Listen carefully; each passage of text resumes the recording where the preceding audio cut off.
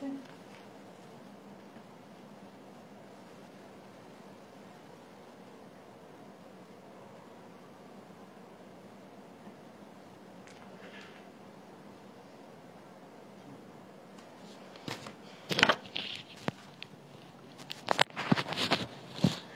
আলাইকুম, কেমন আছো তোমরা সবাই?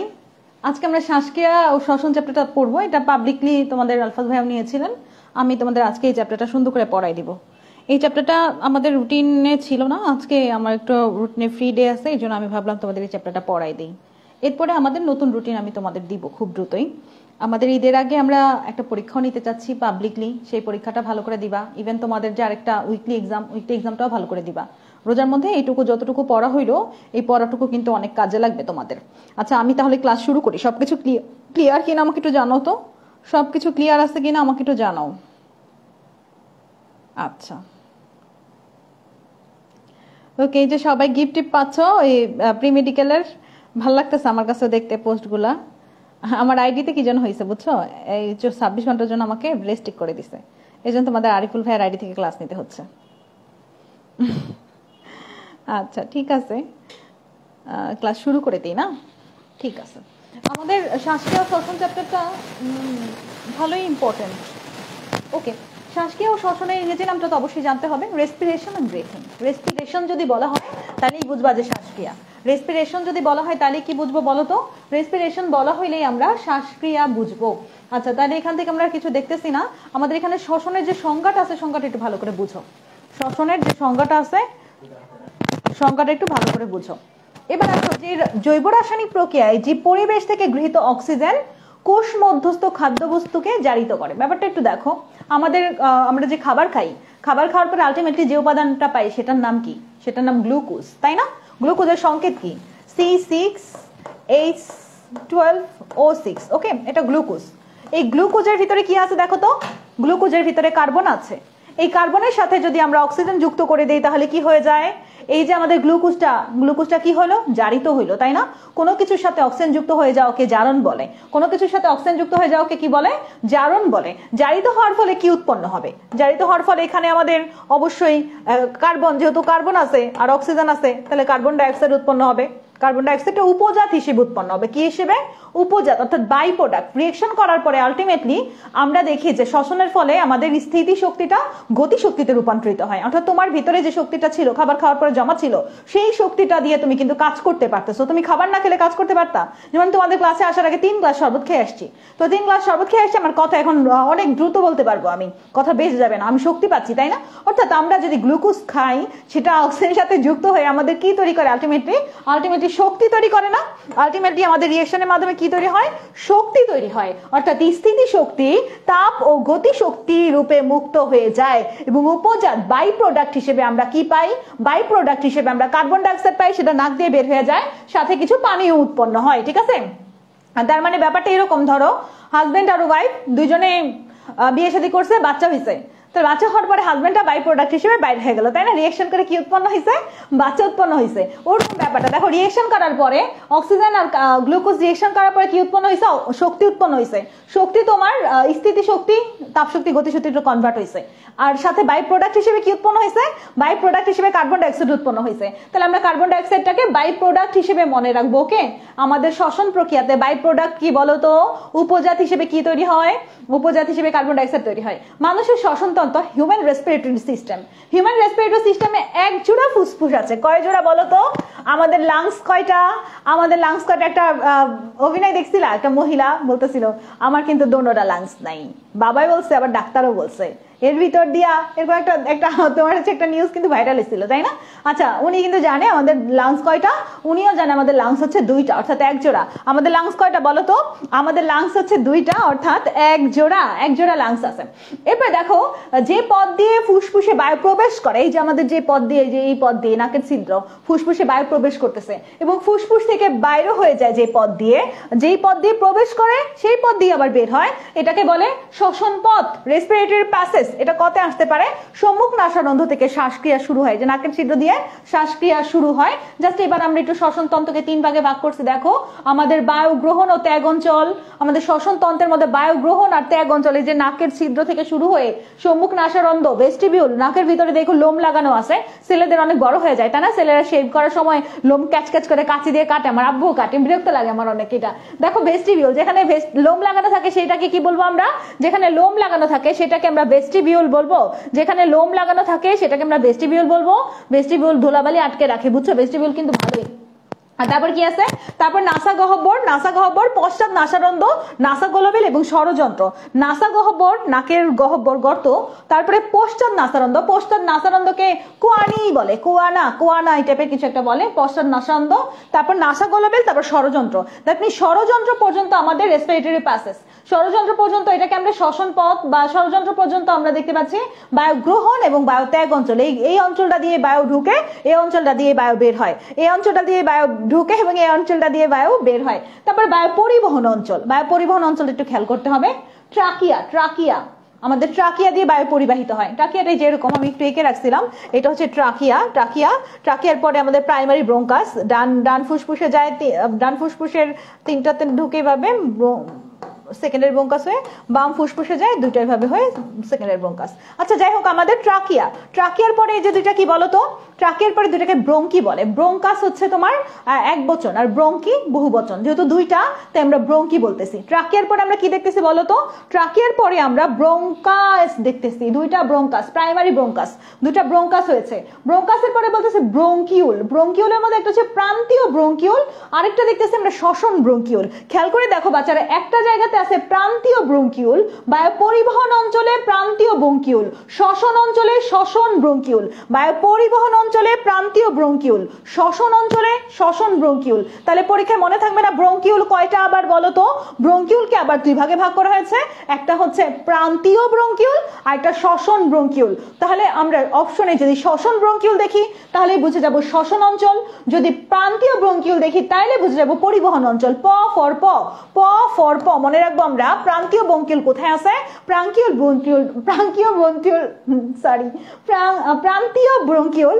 ব্রঙ্কিউলটা হচ্ছে পরিবহন অঞ্চলে আছে। আর শ্বসন ব্রঙ্কিউল কোথায় আছে, শ্বসন ব্রঙ্কিউল আছে শ্বসন অঞ্চলে। আমার সাথে সাথে বলো, শ্বসন ব্রঙ্কিউল কোথায় আছে, শ্বসন ব্রঙ্কিউল আছে শ্বসন অঞ্চলে এবং প্রান্তীয় ব্রঙ্কিউল আছে পরিবহন অঞ্চলে। দুইটা মনে রাখার জন্য একটা সিস্টেম হচ্ছে প ফর প আর স ফর স।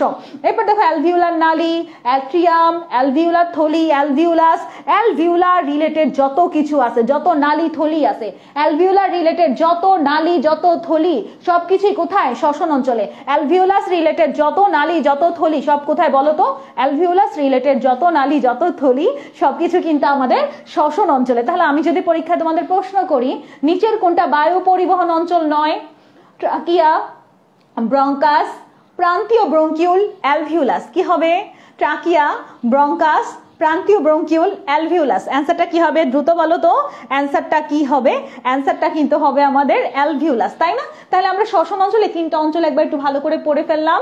আমি এগুলা নিয়ে আরো ডিটেলস অনেক আলোচনা করবো আজকে, একটু ঠান্ডা মাথায় ক্লাসটা করবা সবাই। ছবিটার দিকে তাকাও তো, ছবিটার দিকে আমরা কি দেখতে পাচ্ছি, আমরা প্রথমত নাকের ছিদ্র দেখতে পাচ্ছি, তাই না, নাকের ছিদ্রের পরে এদিকে আমরা নাসা গহ্বর দেখতে পাচ্ছি, তারপর নাসা গলবেল দেখতে পাচ্ছি, গ্লটিস দেখতে পাচ্ছি। আমি তোমাদের গ্লটিসের ছবিটা একটু বড় করে দেখাইতে চাই, এই গ্লটিসটা একটু ভালো করে খেয়াল করবা, এই গ্লটিসটা আমাদের একটু ভালো করে খেয়াল করা লাগবে। আমি একটু দেখাই গ্লটিসটা কোথায়, এই যে দেখো আমাদের গ্লটিস। আচ্ছা আলভি বলতেছে ঘুম থেকে উঠে আপুর ক্লাস করি। আলভি এখন ক্লাস করে কি হবে আর বলো তো, আলভি ঢাকা মেডিকেল কলেজে চান্স পেয়ে গেছো, সবার স্বপ্নের মেডিকেল তুমি নিয়ে নিছো। আচ্ছা এই যে দেখো আমাদের এই দিকটাতে, এই যে দেখো খাবার এই দিক দিয়ে আমরা, এটা হচ্ছে মুখ দিয়ে এদিকে খাবার আসে, তাই না, খাবার, এই খাবারটা কোথায় যাবে, এই খাবারটা আলটিমেটলি আমাদের অন্ন নালীতে যাবে, খাবারটা অন্ন নালীতে যাবে, এই পথটা দিয়ে এসে খাবারটা অন্ন নালীতে যাবে। কিন্তু অন্ন নালীতে যাওয়ার আগে আরেকটা পথ যে পার করে যেতে হবে, সেই পথটার নাম হচ্ছে ট্রাকিয়া। অন্ন নালীতে যাওয়ার আগে আরেকটা পথ আছে, সেই পথটার নাম কি বলতো বাচ্চারা, অন্ন নালীতে যাওয়ার আগে আরেকটা পথ আছে, সেই পথটার নাম কি, ধরো এই দিক দিয়ে মুখ দিয়ে খাবার ঢুকাইছো, খাবার যাওয়ার পথে এইদিকে একটা গর্ত আছে, একটা লম্বা নালী আছে, এইদিকে আরেকটা নালী আছে। তো আমাদের খাবারটা যেতে হবে তোমার হচ্ছে অন্ন নালী দিয়ে, এই যে এইদিকে অন্ন নালী দিয়ে। এখন যাওয়ার পথে এদিকে যখন খাবারটা আসে তখন এই জায়গায় আমাদের শ্বাসনালীটাকে পার করে তারপরে খাবার অন্ন নালীতে ঢুকতে হবে। আমি একটু অন্য কালার নিলে মনে হয় সুবিধা হবে তোমাদের জন্য, তাই না? আমি একটু অন্য কালার নিয়ে দিই, তাহলে হয়তোবা বুঝবা বেশি। ওকে, ঠিক আছে। দেখো এদিক দিয়ে খাবারটা তো আসতেছে, এই দিক দিয়ে এই যে খাবারটা ঢুকতেছে। কি হইলো বারবার? ওকে, আচ্ছা, এই যে এই দিক দিয়ে খাবারটা ঢুকতেছে, ঢুকার পথে এই জায়গাটাতে যখন আসলো, খাবার এখন কোন গর্তে যাবে বুঝতেছে না, এমন একটা অবস্থা। খাবার কিন্তু যে কোনো নালী পেলে সেই নালী দিয়ে ঢুকে যেতে চায়। তো এইদিকে আমাদের শ্বাসনালীটা তো আগে, শ্বাসনালী বা ট্রাকিয়া, তো ট্রাকিয়ার মুখের সামনে এইদিকে একটা ঢাকনার মতো, এই যেভাবে একটা ঢাকনার মতো আছে, এই যে একটা ঢাকনার মতো আমরা দেখতে পাচ্ছি, এই ঢাকনাটার নাম হচ্ছে এপিগ্লটিস। নর্মালি কথা বলার সময় এপিগ্লটিসটা খোলা অবস্থায় থাকে, খোলা অবস্থায়। যে আমি কথা বলতেছি, এপিগ্লটিসটা এখানে খোলা অবস্থায় আছে, এদিক দিয়ে বাতাস পাস করতেছে। কিন্তু যখনই এই খাবারটা আসতেছে তখন যদি এপিগ্লটিসটা এভাবে দাঁড়ায় থাকে, খোলা অবস্থায় থাকে, তাহলে খাবারটা টুপ করে কোথায় ঢুকে যাবে? খাবারটা কিন্তু টুপ করে একদম তোমার ট্রাকিয়ার ভিতরে ঢুকে যাবে। আর খাবারটা যদি ট্রাকিয়ার ভিতরে ঢুকে যায় তখনই আমাদের কি হয়? একদম অনেক হাঁচি, বাজে ফিলিংস হয় না? তোমাদের এরকম কারো হয়েছে? গ্রামের ভাষায় সেটা বলে তাল্লাই ঠেকছে, বুঝছো? আমাদের গ্রামে বলে তাল্লাই ঠেকছে, পিঠের মধ্যে বাড়ি দিতে থাকে এবং বলে যে কেউ মনে করতেছে, এরকম কিছু।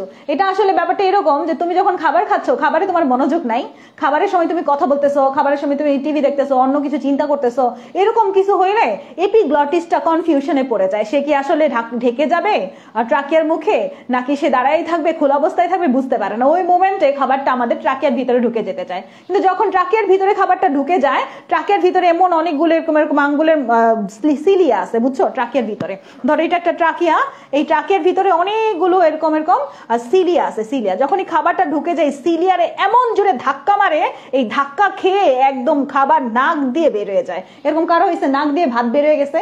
আমার একবার হয়েছিল, একদম নাক দিয়ে ভাত বের হয়ে গেছিল, আর এমন মাথার মধ্যে একটা বাজে ফিলিংস হয় বলার বাইরে। এই ফিলিংসটা খুবই খারাপ। যাই হোক, তো আমাদের যখন আমরা খাবারটা খাই তখন এই ট্রাকিয়াটা কি করে? এই শ্বাসনালীর মুখটাকে বন্ধ করে দেয়। এই ট্রাকিয়াটা এরকম করে দাঁড়ায় ছিল, তো এটা এরকম করে শুয়ে পড়ে এই জায়গাটা বন্ধ করে দেয়। যখন এই জায়গাটা বন্ধ করে দেয় তখন এই খাবারটা এই ট্রাকিয়ার উপর দিয়ে ব্রিজের মতো করে তারপরে অন্য নালীতে প্রবেশ করে। তাহলে আমাদের ট্রাকিয়ার কাজ কি? গ্লটিসের কাজ কি? গ্লটিসের কাজ হচ্ছে ট্রাকিয়ার মুখটাকে বন্ধ করে দেওয়া যখন আমরা খাবার গ্রহণ করি। এটা একটু ভালো করে বুঝো, হ্যাঁ? এই জিনিসটা আমাদের দরকার, পরিপাক চ্যাপ্টার পড়ার সময় কিন্তু এটা আমাদের দরকার। তারপরে আমরা দেখতেছি শ্বসন যন্ত্র, ষড়যন্ত্র, এইটুকু হচ্ছে আমাদের বায়ু গ্রহণ অঞ্চল। এরপরে আমরা দেখেছি বায়ু পরিবহন অঞ্চল। বায়ু পরিবহন অঞ্চলে কি কি ছিল মনে আছে তোমাদের? বায়ু পরিবহন অঞ্চলে ছিল ট্রাকিয়া ছিল, ব্রঙ্কাস ছিল। ট্রাকিয়া, ব্রঙ্কাস একটাকে বলে ব্রঙ্কাস, দুইটা হলে ব্রঙ্কাই বা ব্রঙ্কি। তাহলে ট্রাকিয়া ছিল, ব্রঙ্কাস ছিল। এরপরে আমাদের ব্রঙ্কিউল ছিল। তোমাদের কাছে আমার প্রশ্ন, এই ব্রঙ্কিউলটা কোন ব্রঙ্কিউল? শ্বসন ব্রঙ্কিউল না প্রান্তীয় ব্রঙ্কিউল? আমাদের এই ব্রঙ্কিউলটা কোন ব্রঙ্কিউল বলো তো সবাই? পরিবহন অঞ্চলে যে ব্রঙ্কিউল সেটা কোন ব্রঙ্কিউল?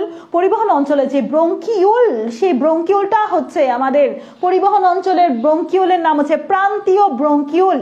তোমাদের কাছে আমার একটা প্রশ্ন, ব্রঙ্কাস আর ব্রঙ্কিউল দুইটার মধ্যে কোনটাতে তরুণাস্থি আছে, কোনটাতে নাই? ব্রঙ্কাস আর ব্রঙ্কিউল দুইটার মধ্যে কোনটাতে তরুণাস্থি আছে আর কোনটার মধ্যে তরুণাস্থি নাই বলো তো? ব্রঙ্কাস আর ব্রঙ্কিউল দুইটার মধ্যে ব্রঙ্কাসে তরুণাস্থি আছে, ব্রঙ্কিউলে তরুণাস্থি নাই। ব্রঙ্কাসে তরুণাস্থি আছে, ব্রঙ্কিউলে তরুণাস্থি নাই। একটু খেয়াল করে দেখো, আমাদের এটা হচ্ছে ফুসফুস।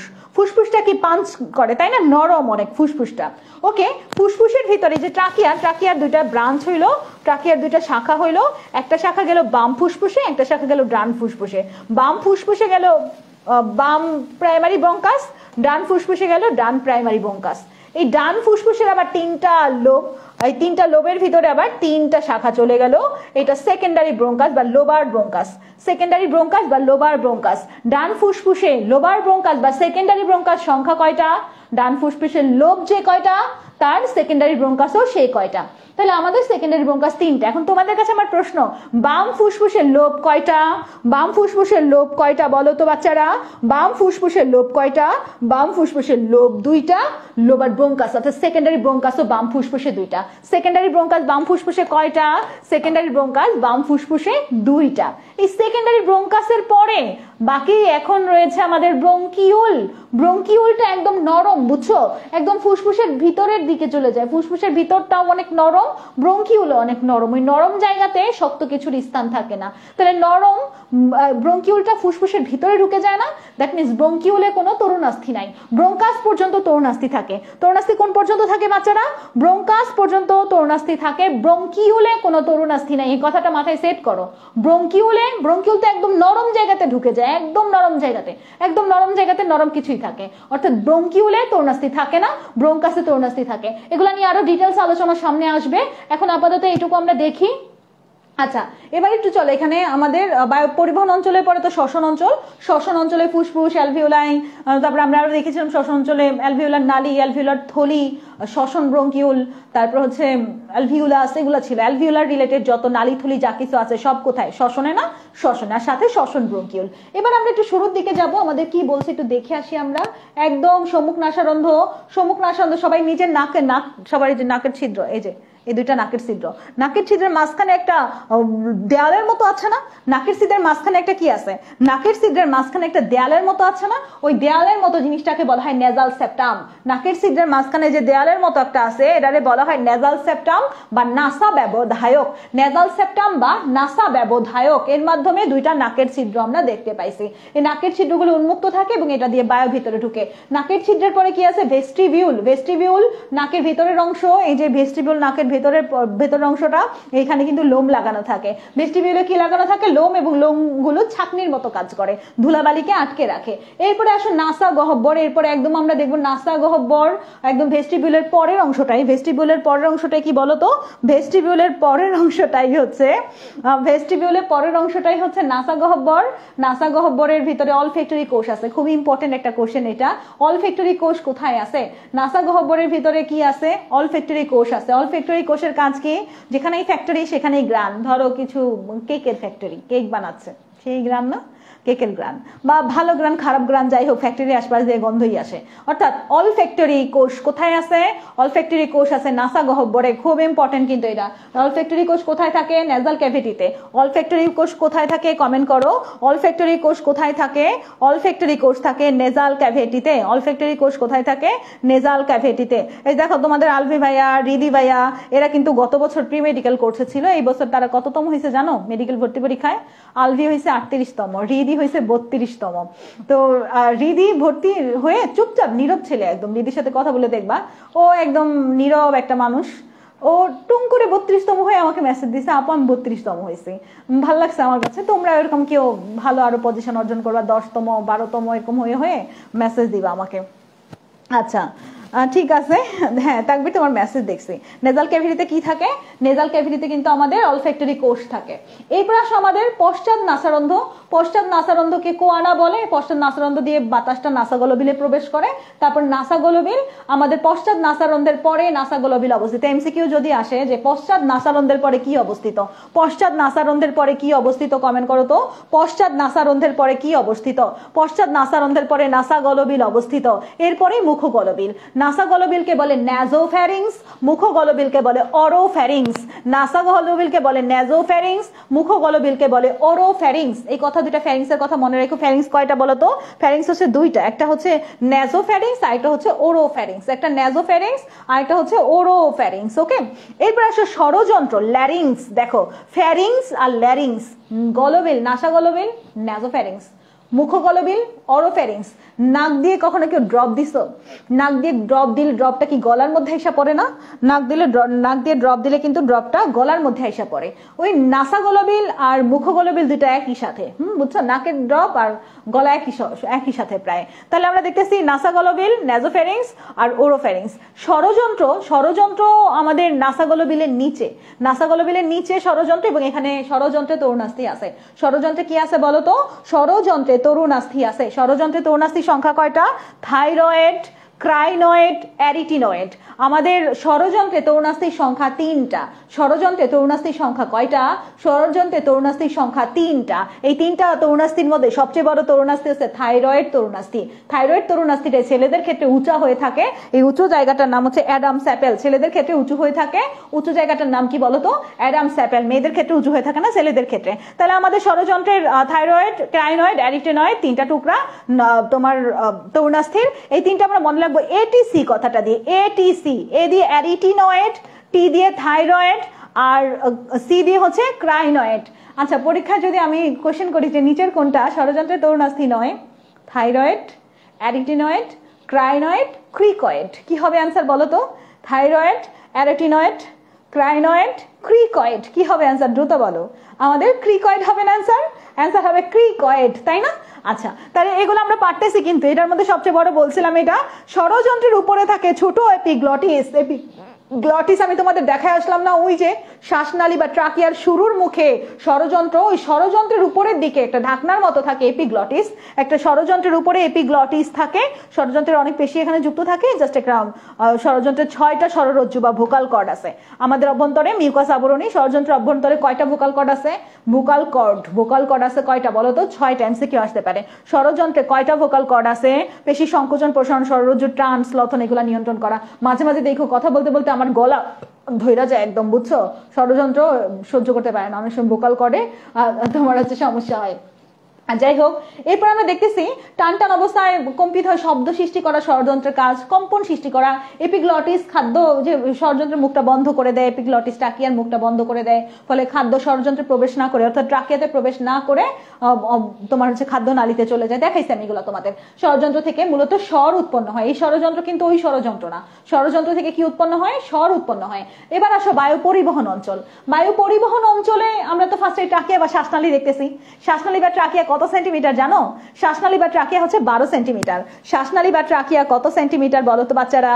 শ্বাসনালী বা ট্রাকিয়া হচ্ছে 12 সেন্টিমিটার। 12 সেন্টিমিটার আরো অনেক কিছু আছে। হার্ট আছে 12 সেন্টিমিটার, হার্ট 12 সেন্টিমিটার। তারপর kidney 12 centimetre, kidney. Fallopian tube, Fallopian tube হচ্ছে 12 সেন্টিমিটার। তোমরা কি আমার মানব জীবনের ধারাবাহিকতা চ্যাপ্টারটা পড়ছো? ইউটিউবে ফ্রিতে দেওয়া আছে। গত বছর মনে হয় ক্লাস নিছিলাম। মানব জীবনের ধারাবাহিকতা একটা চ্যাপ্টার আছে, দেখতে পারো তাই চাইলে। তো মানব জীবনের ধারাবাহিকতাতে তোমরা ফ্যালোপিয়ান টিউবের কথা পড়বা। ফ্যালোপিয়ান টিউব মহিলাদের ক্ষেত্রে এটা কেটে দিলে লাইগেশন হয়ে যায় না? আচ্ছা, ফ্যালোপিয়ান টিউবও কিন্তু 12 সেন্টিমিটার। এটা মনে রাখবো আমরা। হার্টের সমস্যায় কিডনি ফেল। হার্টের সমস্যায় কে ফেল বলো তো? হার্টের সমস্যায় কিডনি ফেল। হার্টের সমস্যায় কিডনি ফেল। হার্টের হা দিয়ে হচ্ছে হার্ট, আর ট দিয়ে হচ্ছে ট্রাকিয়া, কিডনি দিয়ে কিডনি, ফেল দিয়ে হচ্ছে ফ্যালোপিয়ান টিউব। হার্টের সমস্যায় kidney fail is equal to 12 centimetre. তাহলে এই কয়েকটা অর্গান কত সেন্টিমিটার?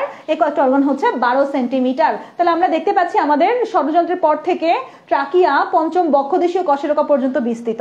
আমাদের তোমাদের কঙ্কাল চ্যাপ্টারটা পড়ানো হয়নি এখনো। কঙ্কাল যখন পড়াবো দেখবা যে আমাদের এই যে পোর্টশুকা আছে না, পোর্টশুকার সংখ্যা তো 12 জোড়া, অর্থাৎ 24টা পোর্টশুকা। এই পোর্টশুকার 5 নম্বর যে পোর্টশুকাটা আছে, 5 নম্বর পোর্টশুকা পর্যন্ত ট্রাকিয়ার বিস্তৃতি প্রায় মাঝামাঝি টাইপ। হ্যাঁ, মাঝামাঝি। তোমরা নিজের এভাবে কাউন্ট করে এই জায়গায় মোটামুটি একটা আইডিয়া নিতে পারো। মাঝামাঝি টাইপে হচ্ছে পঞ্চম জোড়া আর কি। হ্যাঁ, তাহলে আমাদের 5 নম্বর বক্ষদেশীয় কশেরকা পর্যন্ত বিস্তৃত, এবং এটার তোমার দৈর্ঘ্য তো 10 থেকে 12 সেন্টিমিটার, আর প্রস্থ কত? 2 থেকে 2.5 সেন্টিমিটার। ট্রাকিয়া, ট্রাকিয়াতে তরুণাস্থির সংখ্যা 15 থেকে 20টা। ট্রাকিয়াতে কয়টা তরুণাস্থি আছে? 15 থেকে 20টা। এবং এই তরুণাস্থিগুলো সি টাইপের, এই যেরকম সি টাইপের, বুঝছো? তরুণাস্থিগুলো অর্ধবলয়গুলো আটকানো থাকে। তরুণাস্থিগুলো অনেকটা দেখতে কি আকৃতির? সি আকৃতির। জাস্ট এইটুকু পড়লাম, এখান থেকে আর কিছু না। ট্রাকিয়ার ভিতরে তরুণাস্থি থাকে, এই জন্য ট্রাকিয়া চুপসে যায় না। ট্রাকিয়া কিন্তু শক্ত।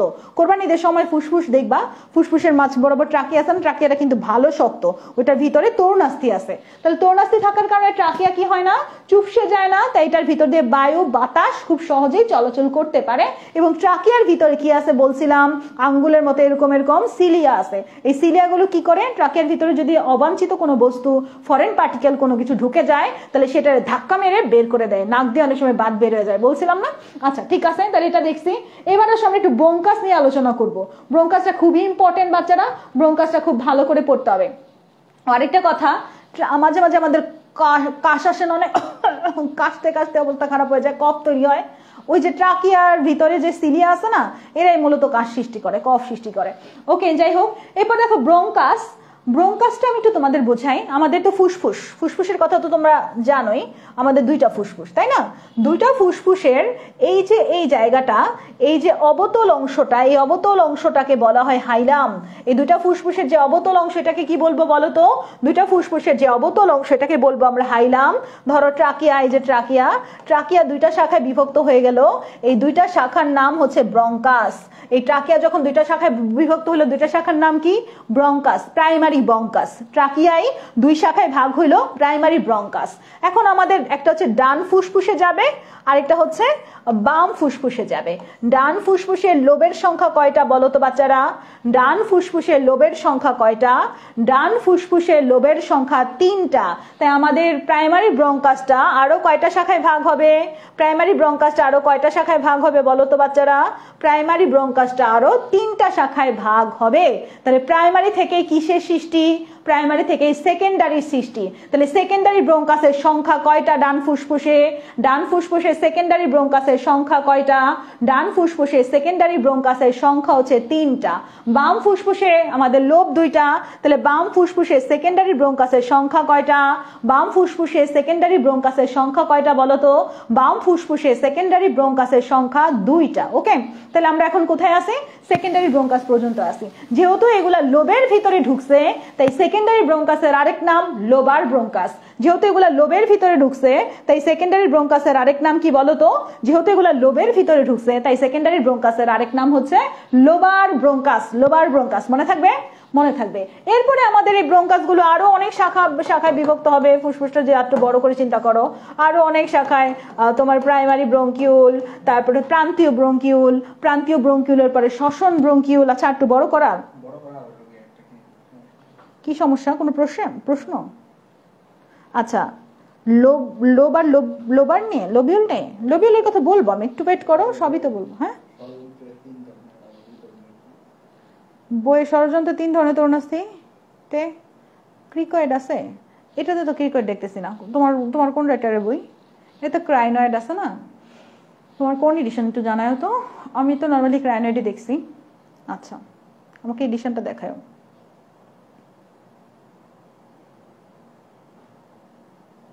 আচ্ছা, ক্রিকয়েড থাকলে ক্রিকয়েডও থাকবে, তাহলে অপশনে ক্রিকয়েডও ওকে, তাহলে অন্য একটা তরুণাস্থি দিয়ে দিবে আর কি, বুঝছো? এটা নিয়ে প্যারা খাওয়ার কিছু নাই।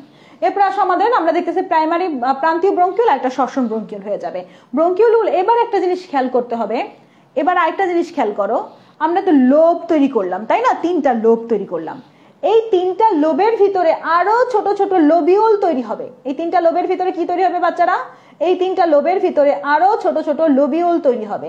ডান ফুসফুসে লোবিউলের সংখ্যা 10টা। ডান ফুসফুসের লোবিউলের সংখ্যা কয়টা বলো তো? ডান ফুসফুসের লোবিউলের সংখ্যা 10টা, মানে লোবগুলো আরো ছোট ছোট খণ্ডে ভাগ হবে। ডান ফুসফুসের লোবিউলের সংখ্যা 10টা, বাম ফুসফুসের লোবিউলের সংখ্যা 8টা। ডান ফুসফুসের লোবিউলের সংখ্যা 10টা, বাম ফুসফুসের লোবিউলের সংখ্যা কয়টা বলো তো? বাম ফুসফুসের লোবিউলের সংখ্যা 8টা। জাস্ট এইটুকু আমরা মনে রাখবো, এখান থেকে আর কিছু না। তাহলে আমরা দেখলাম হাইলাম, হাইলাম দিয়ে আমাদের কি প্রবেশ করলো? হাইলাম দিয়ে আমাদের প্রাইমারি ব্রঙ্কাসটা প্রবেশ করলো। প্রাইমারি ব্রঙ্কাস থেকে আমরা পরবর্তীতে আবার ব্রঙ্কিউলও তৈরি হতে দেখছি। ব্রঙ্কিউল 2 রকমের, একটা প্রান্তীয় ব্রঙ্কিউল, একটা শ্বসন ব্রঙ্কিউল। প্রান্তীয় ব্রঙ্কিউলটা থাকে পরিবহন অঞ্চলে, শ্বসন ব্রঙ্কিউলটা থাকে শ্বসন অঞ্চলে। দ্যাট মিনস একদম ভিতরে ঢুকে যায় ব্রঙ্কিউল, তাই না? একদম ভিতরে। ব্রঙ্কাসে তরুণাস্থি থাকলেও ব্রঙ্কিউল গুলো কিরকম? এই যে লাইনটা খুব ইম্পর্টেন্ট। ব্রঙ্কাসে তরুণাস্থি থাকলেও ব্রঙ্কিউল গুলো কিন্তু তরুণাস্থি বিহীন। খুব ইম্পর্টেন্ট একটা লাইন, এটা খুব ভালো করে মনে রাখবা। তাহলে এই কাজগুলো একটু আবার রিডিং দিয়ে। এবার শ্বসন অঞ্চল। এবার শ্বসন অঞ্চলে আমাদের কি আসবে? শ্বসন অঞ্চলে ফুসফুস আসবে, তাই না? ফুসফুস দুটোর ওজন দেখতে পারো, একটা হচ্ছে বাম ফুসফুস আকারে ছোট, ওজন 565 গ্রাম, আর ডান ফুসফুসটা আকারে বড়, ওজন হচ্ছে 625 গ্রাম। দেখো, একটা 565, একটা 625। ডানটা একটু বড়, ওজনটা একটু বেশি। ডানের লোবের সংখ্যাও কয়টা? ডানের লোবের সংখ্যা 3টা। ডানের লোব 3টা, লোবিউল কয়টা? ডানের লোব 3টা, লোবিউল কয়টা বাচ্চারা বলো তো? ডানের লোব 3টা, লোবিউল কিন্তু 10টা। আর বামে লোব 2টা, লোবিউল কিন্তু 8টা। এই যে এখানে লেখা আছে, ডান ফুসফুসে 10টা এবং বাম ফুসফুসে 8টা সেগমেন্ট বা লোবিউল আছে। হ্যাঁ, আরো বড় তোমাদের? আচ্ছা, তোমাদের সামনে বই আছে না? বইটাও খুলে একটু। অনেক ছোট লাগতেছে।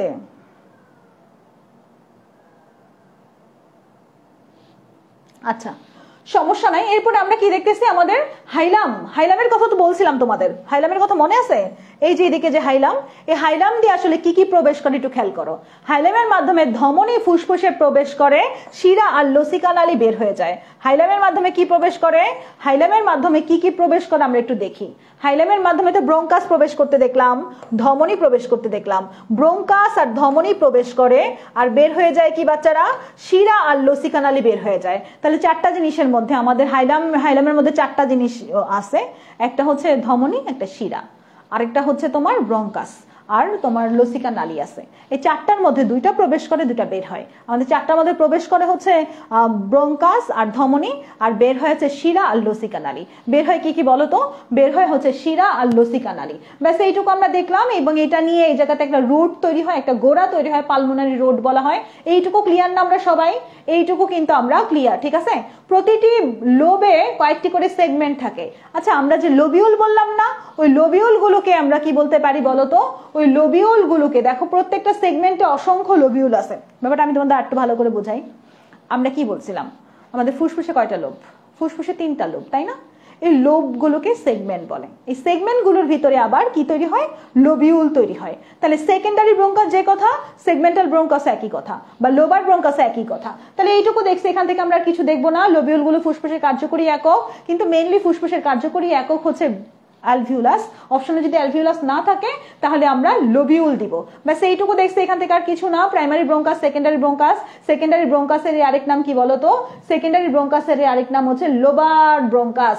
সেকেন্ডারি ব্রঙ্কাসের আরেক নাম হচ্ছে লোবার ব্রঙ্কাস। সেকেন্ডারি ব্রঙ্কাস থেকে সেগমেন্টাল ব্রঙ্কাসের সৃষ্টি হয়। সেকেন্ডারির পরেই হচ্ছে সেগমেন্টাল। আচ্ছা, তাহলে আমরা ব্যাপারটা একটু আরেকবার ক্লিয়ার করি। প্রথমে প্রাইমারি তো ঢুকলো দুই সাইডে দুইটা, তাই না? তারপরে সেকেন্ডারি, তিনটা, ডানে 3টা ভাগ হলো, বামে যায় 2টা ভাগ হলো। ওই তোমার হচ্ছে সেকেন্ডারির পরে আরো একটু শাখা বের হবে, সেটাকে সেগমেন্টাল বলা হয়, ঠিক আছে? তাহলে সেকেন্ডারির পরেরটা হচ্ছে সেগমেন্টাল। আমি একটু আগে একটু স্লিপ অফ টাং হয়েছিল। সেকেন্ডারির পরেরটা হচ্ছে সেগমেন্টাল। হ্যাঁ, তাহলে সেকেন্ডারি হচ্ছে লোবে ঢোকে, আর সেগমেন্টালটা ঢোকে লোবিউলের ভিতরে। লোবিউলের সংখ্যা ডানে 10টা আর বামে হচ্ছে 8টা। বাস এই ব্যাপারটা একটু ক্লিয়ার করো। এখান থেকে আর কিছু পড়বো না আমরা। এখানে সেগমেন্টাল গুলোই আবার বারবার বিভাজিত হয়ে কি তৈরি করে, এমসিকিউ আসতে পারে। লাইনটা খুব ভালো করে খেয়াল করো। সেগমেন্টাল ব্রঙ্কাস বারবার বিভক্ত হয়ে সূক্ষ্ম নালিকার সৃষ্টি করে। তার নাম কি? তার নাম হচ্ছে ব্রঙ্কিউল। তাহলে আমরা আবার একটু দেখি। প্রথমে ট্রাকিয়া, ট্রাকিয়ার পরে প্রাইমারি ব্রঙ্কাস, প্রাইমারি পরে সেকেন্ডারি ব্রঙ্কাস, সেকেন্ডারি ব্রঙ্কাসের পরে সেগমেন্টাল ব্রঙ্কাস, সেগমেন্টাল ব্রঙ্কাসের পরে সেগমেন্ট থেকে আরো সূক্ষ্ম নালিকা বের হয় কিছু, ওগুলাকে বলে ব্রঙ্কিউল। তাহলে 5টা জিনিস মনে থাকবে না তোমাদের একদম ব্রঙ্কিউল পর্যন্ত? ব্রঙ্কিউল পর্যন্ত 5টা জিনিস একটু মনে রেখো। ব্রঙ্কিউলের ভিতরে আবার কিছু আছে প্রান্তীয় ব্রঙ্কিউল, কিছু আছে শ্বসন ব্রঙ্কিউল। এটা আমি তোমাদের বলছি। এখানে আরেকটা জিনিস আমরা একটু স্কিপ করে গেছিলাম, এই জিনিসটা একটু খেয়াল করো। আমাদের যে ফুসফুস, ফুসফুসের আবরণের নাম কি বলতো? ফুসফুসের আবরণের নাম হচ্ছে প্লুরা। ফুসফুসের আবরণের নাম, ধরো এটা একটা ফুসফুস, ফুসফুসের আবরণের নাম কি? ফুসফুসের আবরণের নাম হচ্ছে প্লুরা। এই প্লুরা বাইরের দিকে যেটা সেটাকে বলে প্যারাইটাল। বাইরের দিকে যেটা সেটা হচ্ছে প্যারাইটাল, বাইরের দিকে যেটা সেটা প্যারাইটাল। এবং একদম এই যে ভিতরের দিকেটা হচ্ছে ভিসেরাল। বাইরের দিকেটা হচ্ছে প্যারাইটাল, ভিতরের দিকেটা ভিসেরাল। মনে রাখবা, ভিতর লিখতে ভ লাগে, ভিসেরাল লিখতেও ভ লাগে। ভিতর লিখতে ভ লাগে, ভিসেরাল লিখতেও ভ লাগে। আর বাইরে যেটা সেটা কি বলতো? বাইরে যেটা সেটা প্যারাইটাল। মনে রাখবা, যত বাইরে তত প্যারা, যত বাইরে যাবা তত প্যারা খাবা, যত বাইরে যাবা তত প্যারা খাবা। তাই বেশিরভাগ টাইম ঘরে থাকার ট্রাই করো, ছেলেরাও মেয়েরাও সবাই, বুঝছো? ছেলেরাও যত বেশি বাইরে যাবা, অনেক অনেক মেয়েদের সাথে পরিচয় হবে, তারা তোমার জীবনে শান্তি দিবে না, তারা জীবনে অশান্তি দিবে, প্যারাই দিবে। মানে যত বাইরে তত প্যারা, যত বাইরে তত প্যারা। ঘরে যত থাকবা তত প্যারা মুক্ত, শান্তিতে থাকবা, বউ নিয়ে থাকবা, বউকে টাইম দিবা, এটাই ভালো। বাইরে অত গার্লফ্রেন্ড টার্লফ্রেন্ড বানায় লাভ নেই, বুঝছো? যত বাইরে তত প্যারা। দ্যাট মিনস বাইরে থাকে প্যারাইটাল, ভিতরে থাকে ভিসেরাল, ভিতরে ভিসেরাল, বাইরে প্যারাইটাল, ভিতরে ভিসেরাল, বাইরে প্যারাইটাল। এবং ভিসেরাল আর প্যারাইটালের মাঝামাঝি একটা জায়গা আছে, খালি জায়গা, সেখানে কিছু ফ্লুইড থাকে, সেটাকে আমরা প্লিউরাল রস বলি। সেখানে একটু ফ্লুইড থাকে, সেটাকে আমরা কি বলতে পারি বলতো? সেটাকে আমরা প্লিউরাল রস বলতে পারি, প্লিউরাল রস বলতে পারি। এই জায়গাটুকু ক্লিয়ার না? যা যা আছে আমি সব বোঝাইতে পারছি না, এই জায়গায় কিন্তু আমি প্রতিটা লাইন তোমাদের বোঝাই দিছি। এখান থেকে কি কি প্রশ্ন আসবে সেগুলো তোমরাও বুঝে গেছো, আর কিছু বলতেছি না। এবার দেখো ডান ফুসফুসে কয়টা লোব, ডান ফুসফুসে 3টা। বাম ফুসফুসে কয়টা, বাম মানে বাই মানে 2, মনে রেখো বাম ফুসফুসে 2টা, বাম মানে বাই মানে 2, বাম ফুসফুসে 2টা। তাহলে এইটুকু জায়গা ক্লিয়ার? এইটুকু নিয়ে কারো কোনো কোশ্চেন আছে?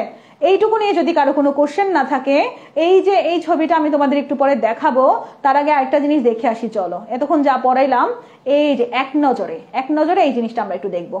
এই জিনিসটা যদি দেখা হয়ে যায়, এটা নোট করে ফেলো। এই জিনিসটা দেখা হলে আশা করি তোমাদের আর কোনো প্রবলেমই হবে না। দেখো প্রথমত কি আছে, ট্রাকিয়া। আমাদের ট্রাকিয়ার সংখ্যা কয়টা বাচ্চারা? ট্রাকিয়ার সংখ্যা, আমার সাথে সাথে অ্যান্সার গুলো দিও। এই চ্যাপ্টারটা একটু বিদঘুটে চ্যাপ্টার, একটু মজা কম, বুঝছো? তারপরে আমি ট্রাই করবো অনেক বেশি মজা করে পড়ানোর জন্য। আমাদের ট্রাকিয়ার সংখ্যা কয়টা? ট্রাকিয়ার সংখ্যা একটা। একটা ট্রাকিয়া থেকে কয়টা ব্রাঞ্চ তৈরি হয়? একটা ট্রাকিয়া থেকে কয়টা ব্রাঞ্চ তৈরি হয় বাচ্চারা? একটা ট্রাকিয়া থেকে 2টা ব্রাঞ্চ তৈরি হয়। ওগুলাকে কি বলে? ওগুলাকে প্রাইমারি ব্রঙ্কাস বলে। প্রাইমারি ব্রঙ্কাস কি হয়?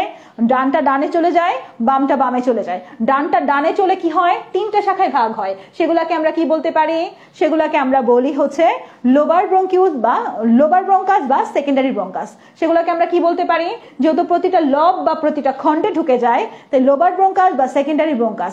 ডানে আমাদের লোবার ব্রঙ্কাস কয়টা? ডানে সেকেন্ডারি বা লোবার ব্রঙ্কাসের সংখ্যা কয়টা? 3টা। বামে সেকেন্ডারি বা লোবার ব্রঙ্কাসের সংখ্যা কয়টা? 2টা। এরপরে আমাদের টারশিয়ারি ব্রঙ্কাস। টারশিয়ারি ব্রঙ্কাসেরই আরেক নাম হচ্ছে সেগমেন্টাল ব্রঙ্কাস। আমরা একটু আগে সেগমেন্টাল পড়ছি না, লিখে নিতে পারো সেগমেন্টাল। টারশিয়ারি ব্রঙ্কাসেরই আরেক নাম কি বলতো?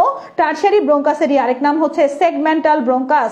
টারশিয়ারি ব্রঙ্কাসেরই আরেক নাম হচ্ছে সেগমেন্টাল ব্রঙ্কাস। তাহলে সেগমেন্টাল ব্রঙ্কাস গুলো কোথায় ঢুকে যায়? লোবিউলে ঢুকে যায়। তাহলে তোমাদের কাছে যদি টেকনিক্যালি প্রশ্ন করি, আমাদের ডান ফুসফুসে সেগমেন্টাল ব্রঙ্কাস বা টারশিয়ারি ব্রঙ্কাস কয়টা? ডান ফুসফুসে সেগমেন্টাল ব্রঙ্কাস বা টারশিয়ারি ব্রঙ্কাস কয়টা? দেখি কি দাও আনসার। ডান ফুসফুসে টারশিয়ারি ব্রঙ্কাস বা সেগমেন্টাল ব্রঙ্কাসের সংখ্যা কয়টা? ডান ফুসফুসে টারশিয়ারি ব্রঙ্কাস বা সেগমেন্টাল ব্রঙ্কাসের সংখ্যা কয়টা? বাম ফুসফুসে টারশিয়ারি ব্রঙ্কাস বা সেগমেন্টাল ব্রঙ্কাসের সংখ্যা কয়টা? বাম ফুসফুসে টারশিয়ারি ব্রঙ্কাস বা সেগমেন্টাল ব্রঙ্কাসের সংখ্যা কয়টা? দ্রুত আমাকে এই অ্যান্সারটা দিতে পারলে আমি বুঝবো যে আমি তোমাদের আসলে বুঝাইতে পারছি, নাইলে তো আমার আবার বুঝাইতে হবে। বলো তো, ডান ফুসফুসে সেগমেন্টাল ব্রঙ্কাস বা টারশিয়ারি ব্রঙ্কাসের সংখ্যা কয়টা? ডানে হচ্ছে 10টা, বামে কয়টা? যেহেতু লোবিউলে ঢুকতেছে, বামে হচ্ছে 8টা। ওকে, এইটুকু আমরা ক্লিয়ার না? এরপরে আমরা বলছিলাম যে আমাদের ব্রঙ্কাস গুলো এখন কিসে পরিণত হবে? ব্রঙ্কাস গুলো এখন ব্রঙ্কিউলে পরিণত হবে। ব্রঙ্কিউল ঢুকে যাবে অ্যালভিউলাসের ভিতরে। একটা হচ্ছে প্রান্তীয় ব্রঙ্কিউল আর একটা হচ্ছে শ্বসন ব্রঙ্কিউল। ব্রঙ্কিউলের মধ্যে 2টা ভাগ, একটা হচ্ছে প্রান্তীয় ব্রঙ্কিউল আর একটা শ্বসন ব্রঙ্কিউল। প্রান্তীয় ব্রঙ্কিউলটা থাকে পরিবহন অঞ্চলে, আর শ্বসন ব্রঙ্কিউলটা কোথায় থাকে? শ্বসন ব্রঙ্কিউলটা থাকে শ্বসন অঞ্চলে। এইটুকু ক্লিয়ার না? এরপর আমরা এখন চলে যাব কোথায়? আমরা শ্বসন অঞ্চলে ঢুকে যাচ্ছি। শ্বসন অঞ্চলের ভিতরে যত অ্যালভিউলার নালী, অ্যালভিউলার থলি, অ্যালভিউলার রিলেটেড যা আছে সবকিছু দেখো। অ্যালভিউলার নালী, অ্যালভিউলার থলি, অ্যালভিউলাস, অ্যাট্রিয়াম, সবকিছু এইটুকু টোটালটাই কি শ্বসন অঞ্চল না? এইটুকু টোটালটাই হচ্ছে শ্বসন অঞ্চল। আশা করি আমি তোমাদের এই লাইনটা বোঝাইতে পারছি। এবার আসি, একটু প্যাচ লেগে যায়, এই টপিকটা একটু ক্লিয়ার করি। প্রাইমারি ব্রঙ্কাস কোথায় ঢুকে? অ্যান্সার দিবা। আচ্ছা, এইভাবে না, কোশ্চেনটা আমি উল্টো করে করি। প্রতিটা ফুসফুসে কি ঢুকে? প্রতিটা ফুসফুসে কি প্রবেশ করে? প্রতিটা ফুসফুসে কি প্রবেশ করে বাচ্চারা? প্রতিটা ফুসফুসে প্রাইমারি ব্রঙ্কাস প্রবেশ করে। প্রতিটা ফুসফুসে কি প্রবেশ করে? প্রতিটা ফুসফুসে প্রাইমারি ব্রঙ্কাস প্রবেশ করে। প্রতিটা লোবে কি প্রবেশ করে বাচ্চারা? প্রতিটা লোব মিন্স কি? লোব মানে হচ্ছে সেকেন্ডারি ব্রঙ্কাস, তাই না? লোবের ভিতরে লোবার ব্রঙ্কাস বা সেকেন্ডারি ব্রঙ্কাস। ডান ফুসফুসে কয়টা সেকেন্ডারি ব্রঙ্কাস? 3টা। বাম ফুসফুসে কয়টা সেকেন্ডারি ব্রঙ্কাস? 4টা। এরপরে সেকেন্ডারি পরে টারশিয়ারি ব্রঙ্কাস, তাই না? টারশিয়ারি ব্রঙ্কাসের আরেক নাম কি? টারশিয়ারি ব্রঙ্কাসের আরেক নাম হচ্ছে সেগমেন্টাল ব্রঙ্কাস। তাহলে প্রতিটা লোবিউলে আমাদের কি প্রবেশ করে এখন বলো তোমরা? প্রতিটা লোবিউলে প্রবেশ করে টারশিয়ারি ব্রঙ্কাস বা সেগমেন্টাল ব্রঙ্কাস। ডান ফুসফুসে টারশিয়ারি ব্রঙ্কাসের সংখ্যা কয়টা? ডান ফুসফুসে টারশিয়ারি বা সেগমেন্টাল ব্রঙ্কাসের সংখ্যা 10টা। বাম ফুসফুসে টারশিয়ারি বা সেগমেন্টাল ব্রঙ্কাসের সংখ্যা কয়টা? 8টা। এরপর আসে প্রান্তীয় ব্রঙ্কিউল, এটাকে টার্মিনাল ব্রঙ্কিউল বলে, একটা শ্বসন ব্রঙ্কিউল, রেসপিরেটরি ব্রঙ্কিউল বলে। এই জায়গাটা ক্লিয়ার হয়েছি আমরা সবাই? এই জায়গাটা কার কার ঝামেলা ছিল আজকে ক্লিয়ার হয়েছে আমাকে একটু জানাও তো কমেন্ট করে। এই জায়গাটা যে আপু আমার ঝামেলা ছিল, এটা আমি গোলায় ফেলাইতাম, সেকেন্ডারি কোথায় যায়, সেগমেন্টাল কি, লোবার কি, কিচ্ছু আমার মাথায় থাকতো না। এখন আমার মাথায় সবকিছু ক্লিয়ার। এই ব্যাপারটা দেখি কার কার ক্লিয়ার হয়েছে, আমাকে একটু জানাইতে হবে, তাহলে আমি একটু উপরের দিকে যাইতে পারি। এইটুকু ক্লিয়ার না সবাই? এইটুকু ক্লিয়ার। কিন্তু এবার আসো আমি যে পেজটা স্কিপ করে আসছিলাম সেটা নিয়ে একটু আলোচনা করবো এখন। এবার আমরা এখানে দেখতে পাচ্ছি আমাদের এই ছবিটাই যে ব্রঙ্কিউল, ব্রঙ্কিউলের মধ্যে এটা হচ্ছে প্রান্তীয় ব্রঙ্কিউল, এই যে প্রান্তীয় ব্রঙ্কিউল, এই যে শ্বসন ব্রঙ্কিউল। শ্বসন ব্রঙ্কিউলের পর দেখো অ্যালভিউলাস, অ্যালভিউলার নালী, যে অ্যাট্রিয়াম, তারপরে অ্যালভিউলার থলি, অ্যালভিউলাস, এগুলো সব কি? এটা শ্বসন অঞ্চল, তাই না? টোটালটাই লাস্টের দিকে শ্বসন অঞ্চল। এবং এখানে যে ব্রঙ্কিউল গুলো আছে, ব্রঙ্কিউল নরম জায়গাতে আছে। ব্রঙ্কিউল গুলোতে কি নাই? তরুণাস্থি নাই। যেহেতু ব্রঙ্কিউল গুলোতে তরুণাস্থি নাই, তাহলে ব্রঙ্কিউল গুলো কি চুপসে যায় নাকি চুপসে যায় না বলো তো? যেহেতু ব্রঙ্কিউল গুলো তরুণাস্থি নাই, ব্রঙ্কিউল গুলো কি চুপসে যায় নাকি চুপসে যায় না? আচ্ছা, ওকে। আমাদের তাইবা জান্নাত বলছে আমার ক্লিয়ার হয়েছে, আনিশা বলছে আমার ক্লিয়ার, সিনথি বলছে আমার ক্লিয়ার। এই তো সবারই ঝামেলা ছিল তোমাদের এটা নিয়ে। আচ্ছা, ঝামেলা ছিল, 2 বার শেষ করার পরও হয় নাই, আজকে ক্লিয়ার হয়েছে। আচ্ছা, যাই হোক, তাহলে আফসানাপু বলে ক্লিয়ার হয়ে যায়, এই টাইপের অবস্থা তোমাদের না? তোমরা তো আফসানাপুর প্রতি কি বলবো, এটা অববেস্ট হয়ে গেছে একদম, যে আফসানাপু ছাড়া চলেই না, এই টাইপের অবস্থা। আমার বিয়ে শাদী হলে কি করবা তোমরা বলো তো? আমি শ্বশুরবাড়িতে যে রান্না বান্না করবো, তখন তুই ক্লাস আর নিব না, তখন কি করবা? তাড়াতাড়ি রেডি হও, তোমরাই পড়াবা, বুঝছো? তাহলে আমরা দেখতেছি যে ব্রঙ্কিউলের ভিতরে কি নাই? ব্রঙ্কিউলের ভিতরে কিন্তু তরুণাস্থি নাই। যেহেতু ব্রঙ্কিউলের ভিতরে তরুণাস্থি নাই, তাহলে ব্রঙ্কিউলটা কি হবে? ব্রঙ্কিউলটা কিন্তু চুপসে যাবে, এটা কিন্তু মাথায় রাখতে পারো। ওকে, যাই হোক, আমরা এখানে অ্যালভিউলার নালী থালি সবকিছু দেখছি, এবং আমি কিন্তু তোমাদের শ্বসন বৃক্ষটা পর্যন্ত দেখা দিচ্ছি কিভাবে কি। এটা একটা উল্টানো বৃক্ষের মতো, মানে আমরা নর্মালি গাছ কিরকম দেখি, এমন করে দেখি গাছ, তাই না? কিন্তু এটা উল্টা রয়েছে, গাছটা উল্টা আছে। ওকে, যাই হোক, এরপর আমরা ফুসফুসের কাজে চলে যাব। আমাদের মানুষের প্রধান শ্বসন অঙ্গের নাম কি? আমাদের মানুষের প্রধান শ্বসন অঙ্গের নাম কি? দ্রুত বলো। আমাদের মানুষের, হ্যাঁ, তোমাদের আলফাজ ভাইও খুব সুন্দরভাবে এটা পড়াইছিল, ক্লিয়ার হয়ে গেছো? আচ্ছা, ওকে। তাহলে আমরা এখন আমাদের মানুষের প্রধান শ্বসন অঙ্গের নাম কি? মানুষের প্রধান শ্বসন অঙ্গের নাম হচ্ছে ফুসফুস।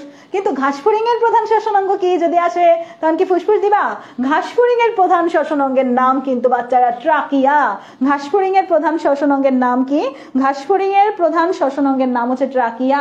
এরপর দেখো, আমাদের এই ফুসফুসের অ্যালভিওলাই ব্যাপনের মাধ্যমে, ফুসফুসের যে অ্যালভিওলাস আছে এটা ব্যাপনের মাধ্যমে কার্বন ডাইঅক্সাইড আর অক্সিজেনের বিনিময় ঘটে। তারপরে দেহ থেকে শ্বসন বর্জ্য কার্বন ডাইঅক্সাইড বের হয়ে যায়, যে তাপমাত্রা এগুলো শব্দ সৃষ্টির অংশগ্রহণ করে, জাস্ট এগুলো একটু পড়তে পারো তোমরা। গ্লোবিউলিনও ক্ষরণ করে আমাদের ফুসফুস। তারপর ফুসফুসের টিস্যু থেকে সেরোটোনিন আর হিস্টামিন ক্ষরণ হয়, ব্রাডিকাইনিন এবং পোস্টাগ্ল্যান্ডিন সংশ্লেষ দেহ থেকে অপসারণ হয়। বাস এই কথাগুলো একটু পড়ো। ব্রাডিকাইনিন কি, পোস্টাগ্ল্যান্ডিন কি, এগুলো এখন বলতে গেলে মাথা ঘুরাবে। এগুলো আমরা হালকা পাতলা এটা টাস্ক পাবো হয়তো বা সমন্বয় নিয়ন্ত্রণ চ্যাপ্টারে আছে, কিন্তু এটা মেডিকেলের পড়াশোনা। হ্যাঁ, তুমি আপাতত জানো যে ব্রাডিকাইনিন আর পোস্টাগ্ল্যান্ডিনও অপসারণ হয় দেহ থেকে এটার মাধ্যমে। জাস্ট এইটুকু ক্লিয়ার আমরা সবাই। এবার আসো আমরা একটু সিস্টেমটা পড়ি। ধরো ট্রাকিয়াতে বাতাস ঢুকছে, ট্রাকিয়ার পরে কি? ট্রাকিয়ার পরে ব্রঙ্কাস, ব্রঙ্কাসের পরে কি? ব্রঙ্কাসের তো অনেকগুলো ভাগ, প্রাইমারি, সেকেন্ডারি, টারশিয়ারি, তাই না? তোমার হচ্ছে তারপরে হচ্ছে ব্রঙ্কিউল, ব্রঙ্কিউলের পরে অ্যালভিউলার নালী, অ্যালভিউলার নালীর পরে অ্যাট্রিয়াম, অ্যাট্রিয়ামের পরে অ্যালভিউলার থলি, অ্যালভিউলার থলির পরে অ্যালভিউলাস। সিকোয়েন্সটা একদমই টানা বলে যেতে পারবে না বাচ্চারা। দেখো তো শ্বসন বৃক্ষটা ক্লিয়ার কিনা তোমরা? টানা কিন্তু বলে যাইতে পারবা। ওকে, এরপরে আমরা চলো এখন অ্যালভিউলাসে চলে যাই। অ্যালভিউলাস ফুসফুসের কার্যকরী একক। অ্যালভিউলাস ফুসফুসের কি বলো তো? অ্যালভিউলাস ফুসফুসের কার্যকরী একক, এবং এই অ্যালভিউলাসের মধ্যে গ্যাস বিনিময় তল আছে, গ্যাস এক্সচেঞ্জ সারফেস আছে। অ্যালভিউলাস ফুসফুসের কার্যকরী একক, অ্যালভিউলাসের ভিতরে গ্যাস বিনিময় তল আছে। আমি যদি তোমাকে একটু জাস্ট বোঝাই, ধরো এটা হচ্ছে অ্যালভিউলাস, এটা অ্যালভিউলাস, আর এটা হচ্ছে আমাদের রক্তের কৈশিক জালিকা, এটা রক্তের কৈশিক জালিকা। ওকে, তো এই অ্যালভিউলাসটা রক্তের যে কৈশিক জালিকার সাথে এইভাবে থাকে। এটা রক্তের কৈশিক জালিকা লেগে আছে অ্যালভিউলাসের সাথে। এই রক্তের কৈশিক জালিকা থেকে অক্সিজেনটা ঢুকবে আমাদের অ্যালভিউলাসে, অ্যালভিউলাস থেকে কার্বন ডাইঅক্সাইডটা ঢুকে যাবে কৈশিক জালিকাতে। এই জায়গাটাতে তাদের মধ্যে একটা টাচ লাগার ফলে তাদের মধ্যে কি হবে? একটা বিনিময় হবে। বিনিময়টাই হবে কোন প্রক্রিয়াতে? এই যে অক্সিজেন আর কার্বন ডাইঅক্সাইডের বিনিময়টা কোন প্রক্রিয়াতে হচ্ছে বাচ্চারা? বিনিময়টা হচ্ছে ব্যাপন প্রক্রিয়াতে। তাহলে অ্যালভিউলাসের মধ্যে একটা গ্যাস বিনিময় তল আছে, এই যে গ্যাস বিনিময় তল, এই গ্যাস বিনিময় তলটা কৈশিক জালিকার সাথে এইভাবে লেগে থাকে। তারপর অক্সিজেন আর কার্বন ডাইঅক্সাইডের বিনিময় ঘটে। কার্বন ডাইঅক্সাইড ঢুকে যায় তোমার কৈশিক জালিকাতে, কৈশিক জালিকা থেকে অক্সিজেন ঢুকে যায় হচ্ছে ফুসফুসে, ফুসফুসে। এইভাবে মূলত আমাদের বিনিময় ঘটে। বিনিময়টা কোন প্রক্রিয়ায় ঘটে? বিনিময়টা ঘটে ব্যাপন প্রক্রিয়াতে। বিনিময়টা কোন প্রক্রিয়ায় ঘটে বাচ্চারা? বিনিময়টা কিন্তু ঘটে ব্যাপন প্রক্রিয়াতে। দেখছো এখানে আমরা এটা বলছি অ্যালভিউলাসের সংখ্যা ফুসফুসে বাচ্চাদের কত 20 মিলিয়ন, 8 বছরে 300 মিলিয়ন, পূর্ণবয়স্কতে 480 মিলিয়ন, এগুলো জাস্ট একবার সংখ্যা পড়তে পারো। এখানে এই সংখ্যা প্রাচীর কত মাইক্রোমিটারে দেখতে পারো, এগুলো তেমন ইম্পর্টেন্ট কিছু না। আমরা জানি যে অ্যালভিউলাসের বাইরের দিকে প্রচুর পরিমাণে কি থাকে, যে একটু আগে দেখাইলাম অ্যালভিউলাস, এটা অ্যালভিউলাসের বাইরের দিকে প্রচুর পরিমাণে কি থাকে, ধর এগুলো কৈশিক জালিকা। অ্যালভিউলাসের বাইরের দিকে প্রচুর পরিমাণে কি থাকে? অ্যালভিউলাসের বাইরের দিকে প্রচুর পরিমাণে কিন্তু কৈশিক জালিকা থাকে, এবং এখান থেকে পালমোনারি ধমনী, এগুলো পালমোনারি ধমনী থেকে উৎপত্তি, পরবর্তীতে এগুলো মিলে আবার পালমোনারি শিরা গঠন হয়। রক্ত চ্যাপ্টার পড়লে বুঝবা তোমরা পালমোনারি ধমনী কি, পালমোনারি শিরা কি। আপাতত জাস্ট এখানে আর কিছু না। এবং অ্যালভিউলাসের প্রাচীর অত্যন্ত পাতলা, চাপা, স্কোয়ামাস এপিথেলিয়াম কোষে গঠিত। পরীক্ষা যদি আসে অ্যালভিউলাসের প্রাচীরে কিরকম এপিথেলিয়াম কোষ থাকে? স্কোয়ামাস এপিথেলিয়াল কোষ থাকে, স্কোয়ামাস, ঠিক আছে, আইস আকার। স্কোয়ামাসের বাংলা হচ্ছে আইস আকার এপিথেলিয়াল কোষ। স্কোয়ামাসের বাংলা কি? আইস আকার এপিথেলিয়াম কোষ থাকে অ্যালভিউলাসের বাইরে, এবং এখানে প্রচুর পরিমাণে কি ঘটে? আমরা ব্যাপন প্রক্রিয়া ঘটতে দেখি। অ্যালভিউলাসের প্রাচীর ফ্যাগোসাইটিক ম্যাক্রোফেজ ধারণ করে, অ্যালভিউলার ম্যাক্রোফেজ ধারণ করে।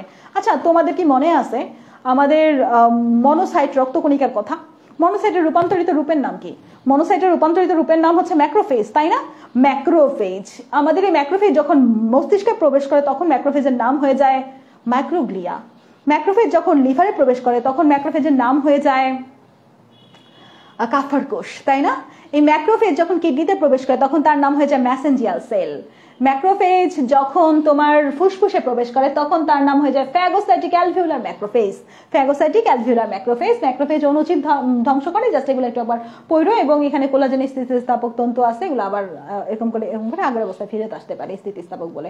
এবং অ্যালভিউলাস প্রাচীরে সেপ্টাল নামক কিছু কোষ থাকে, সেখান থেকে সারফেক্টেন্ট ক্ষরণ হয়। দেখো সেপ্টাল কোষ থেকে সারফেক্টেন্ট, সেপ্টাল লিখতে শ লাগে, সারফেক্টেন্ট লিখতে শ লাগে, শ ফর শ। তাহলে সেপ্টাল কোষ থেকে কি ক্ষরণ হয় বাচ্চারা? দ্রুত বলো। সেপ্টাল কোষ থেকে সারফেক্টেন্ট ক্ষরণ হয়। হ্যাঁ, ব্যাপনের আরেক নাম হচ্ছে ডিফিউশন। ব্যাপনের আরেক নাম হচ্ছে ডিফিউশন। সেপ্টাল কোষ থেকে কি ক্ষরণ হয়? সেপ্টাল কোষ থেকে কি ক্ষরণ হয় তাড়াতাড়ি বলো। সেপ্টাল কোষ থেকে কিন্তু আমাদের সারফেক্টেন্ট ক্ষরণ হয়। এটা একটা ডিটারজেন্টের মতো পদার্থ। এই সারফেক্টেন্ট তোমার অ্যালভিউলাসের পৃষ্ঠটান রোধ করে, ঠিক আছে? এইখানে আমরা টাইপ 2 অ্যালভিউলার কোষ থেকে ক্ষরিত হয় তোমার সারফেক্টেন্ট। সেপ্টাল কোষের এক নাম হচ্ছে টাইপ 2 অ্যালভিউলার কোষ, এটাও বলতে পারো। জাস্ট এখান থেকে আর কিছু নাই, যে আমাদের এটা হচ্ছে অ্যালভিউলাস।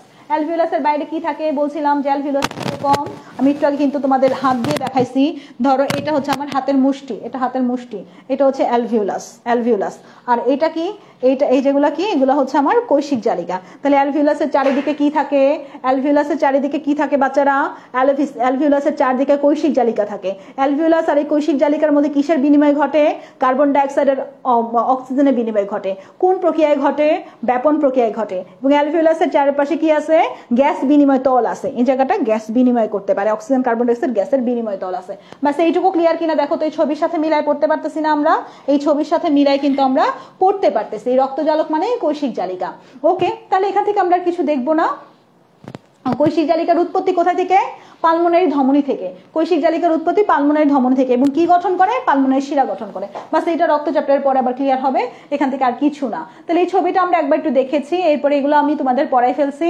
তাহলে এই পেজে আমাদের আর বোঝার মতো কিছু নাই, এই পেজেও আমাদের বোঝার মতো কিছু না, এগুলো সব পড়ানো হয়ে গেছে।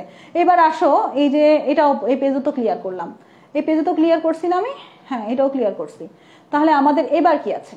এবার আমরা দেখছি যে আমাদের যে সারফেক্টেন্টটা ক্ষরণ হলো তোমার সেপ্টাল কোষ থেকে, ডিটারজেন্টের মতো পদার্থ। এই সারফেক্টেন্ট অ্যালভিউলাস তরলের কি করে? পৃষ্ঠটান হ্রাস করে। পৃষ্ঠটান হ্রাস করে এবং অ্যালভিউলাসকে চুপসে যাওয়া থেকে রক্ষা করে। যেহেতু অ্যালভিউলাসের ভিতরে তোমার তরুণাস্থি নাই, তাহলে অ্যালভিউলাসটা কিন্তু চুপসে যাইতে পারে, চুপসে যাইতে পারে না?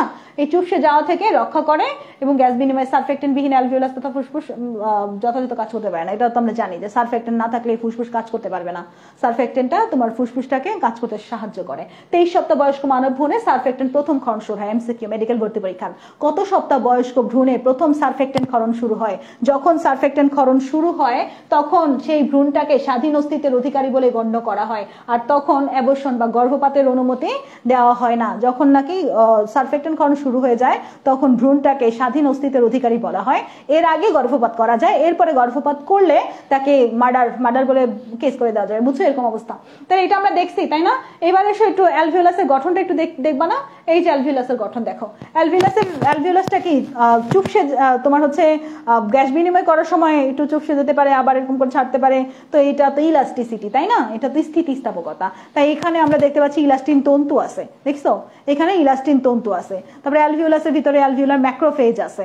তারপরে এটা অ্যালভিওলাস, এবং এখানে যে আবরণ, সেই আবরণটা হচ্ছে আইসাকার এপিথিলিয়াম দিয়ে গঠিত, অর্থাৎ স্কোয়ামাস এপিথিলিয়ামে গঠিত। এবং এখান থেকে আমরা দেখছি যে টাইপ 2 অ্যালভিওলার ম্যাক্রোফেজ থেকে কি ক্ষরণ হয়? এটা টাইপ 2 অ্যালভিওলার ম্যাক্রোফেজ। এই টাইপ 2 অ্যালভিওলার ম্যাক্রোফেজ থেকে কি ক্ষরণ হয়? সারফেক্টেন্ট ক্ষরণ হয়। এই যে এটা সেপ্টাল কোষ, সেপ্টাল কোষ বা টাইপ 2 অ্যালভিওলার ম্যাক্রোফেজ, এটা থেকে কি ক্ষরণ হয়? সারফেক্টেন্ট ক্ষরণ হয়। বাস এইটুকু আমরা ক্লিয়ার না? আমি এতক্ষণ যা যা পড়াইছি সবটুকু ক্লিয়ার কিনা আমাকে একটু বলো তো বাচ্চারা? এতক্ষণ যা যা পড়াইছি সবটুকু কিন্তু ক্লিয়ার।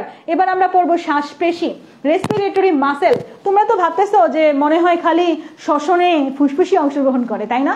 না, শ্বসনে পেশিও অংশগ্রহণ করে। আমাদের কি কি পেশি শ্বসনে অংশগ্রহণ করে আমরা একটু দেখবো। একটা হচ্ছে ডায়াফ্রাম, আর একটা হচ্ছে ইন্টারকোস্টাল পেশি। ডায়াফ্রামটা অনেকটা টুপির মতো, আমরা ফার্স্ট ইয়ারে মেডিকেলে অ্যানাটমিতে পড়তাম, এই যে এরকম টাইপের ডায়াফ্রাম, বুঝছো? এমন করে ধরতে হইতো। তো এরকম ডায়াফ্রাম হাতের উপরে এমন করে রাখা লাগতো, এমন করে ধরে হাতের উপরে। তো ডায়াফ্রামটা আমাদের কোথায় আছে জানো? উদরগহ্বর আর বক্ষগহ্বরের মাঝে একটা পর্দা আছে। উদরগহ্বর আর বক্ষগহ্বর, ধরো এটা একটা মানুষ, এটা হচ্ছে উদরগহ্বর আর বক্ষ, এটা হচ্ছে বক্ষ, এটা হচ্ছে উদরগহ্বর আর বক্ষগহ্বরের মাঝখানে একটা পর্দা আছে। এই পর্দা মতো জিনিসটার নাম হচ্ছে ডায়াফ্রাম বা মধ্যচ্ছদা। এটা ম্যামালিয়ার, যারা ম্যামালিয়ার তাদের আছে, ঠিক আছে? এটা একটা ঐচ্ছিক পেশি। তুমি চাইলে এটারে এমন করো, সবাই এমন করো, আবার এমন করে ছাড়ো। তুমি চাইলে কিন্তু এই যে পেশিটারে উঠানামা করতে পারতেছো। তাহলে ডায়াফ্রাম কি ঐচ্ছিক না অনৈচ্ছিক? এই ডায়াফ্রামটা কিন্তু উঠানামা করতেছে। তাহলে ডায়াফ্রাম কি ঐচ্ছিক না অনৈচ্ছিক বলো তো? কিছুটা উত্তল, এই দেখছো এর উপর অ্যাড করলাম না? কিছুটা কিরকম বলো তো? কিছুটা হচ্ছে উত্তল টাইপের, এবং এখানে ছিদ্র আছে, ছিদ্র দিয়ে অন্ননালী মহাশয়রা কি কি প্রবেশ করে এটা একবার জাস্ট দেখতে পারে। এখান থেকে তেমন কিছু ইম্পর্টেন্ট না। শ্বাস ত্যাগের সময় এটা উপরের দিকে উঠে ধনুকের মতো বেঁকে যায়। ব্যাপারটা এরকম, আমি একটু আগেই বলি তোমাকে। ধরো তুমি শ্বাস নিচ্ছ, শ্বাস নিলাম, আমি তো ছেড়ে দিলাম নেওয়ার আগেই, দেখো নিতেছি, বাড়ি থেকে বাতাস নিতেছি। বাড়ি থেকে যখন বাতাস নেই তখন বাতাসটা আমার ভিতরে প্রবেশ করলো। বাতাসটা যখন আমার ভিতরে প্রবেশ করলো তখন কি বড় জায়গা দরকার না? ভিতরে কিছু প্রবেশ করতেছে, বাতাসই প্রবেশ করতেছে। বাতাসের জন্য কি জায়গা বড় হওয়া দরকার না?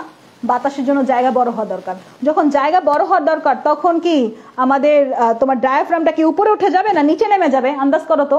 ডায়াফ্রামটা কি নিচে নেমে যাবে না? তাহলে উপর নিচে ব্যাসার্ধ বেড়ে গেল, মানে আমাদের বক্ষগহ্বরটা অনেক বেশি বড় হলো, যেহেতু ডায়াফ্রামটা এরকম করে আছে, এটা আরো নিচে নেমে যাবে। নিচে নেমে গেলে আমাদের কি হবে?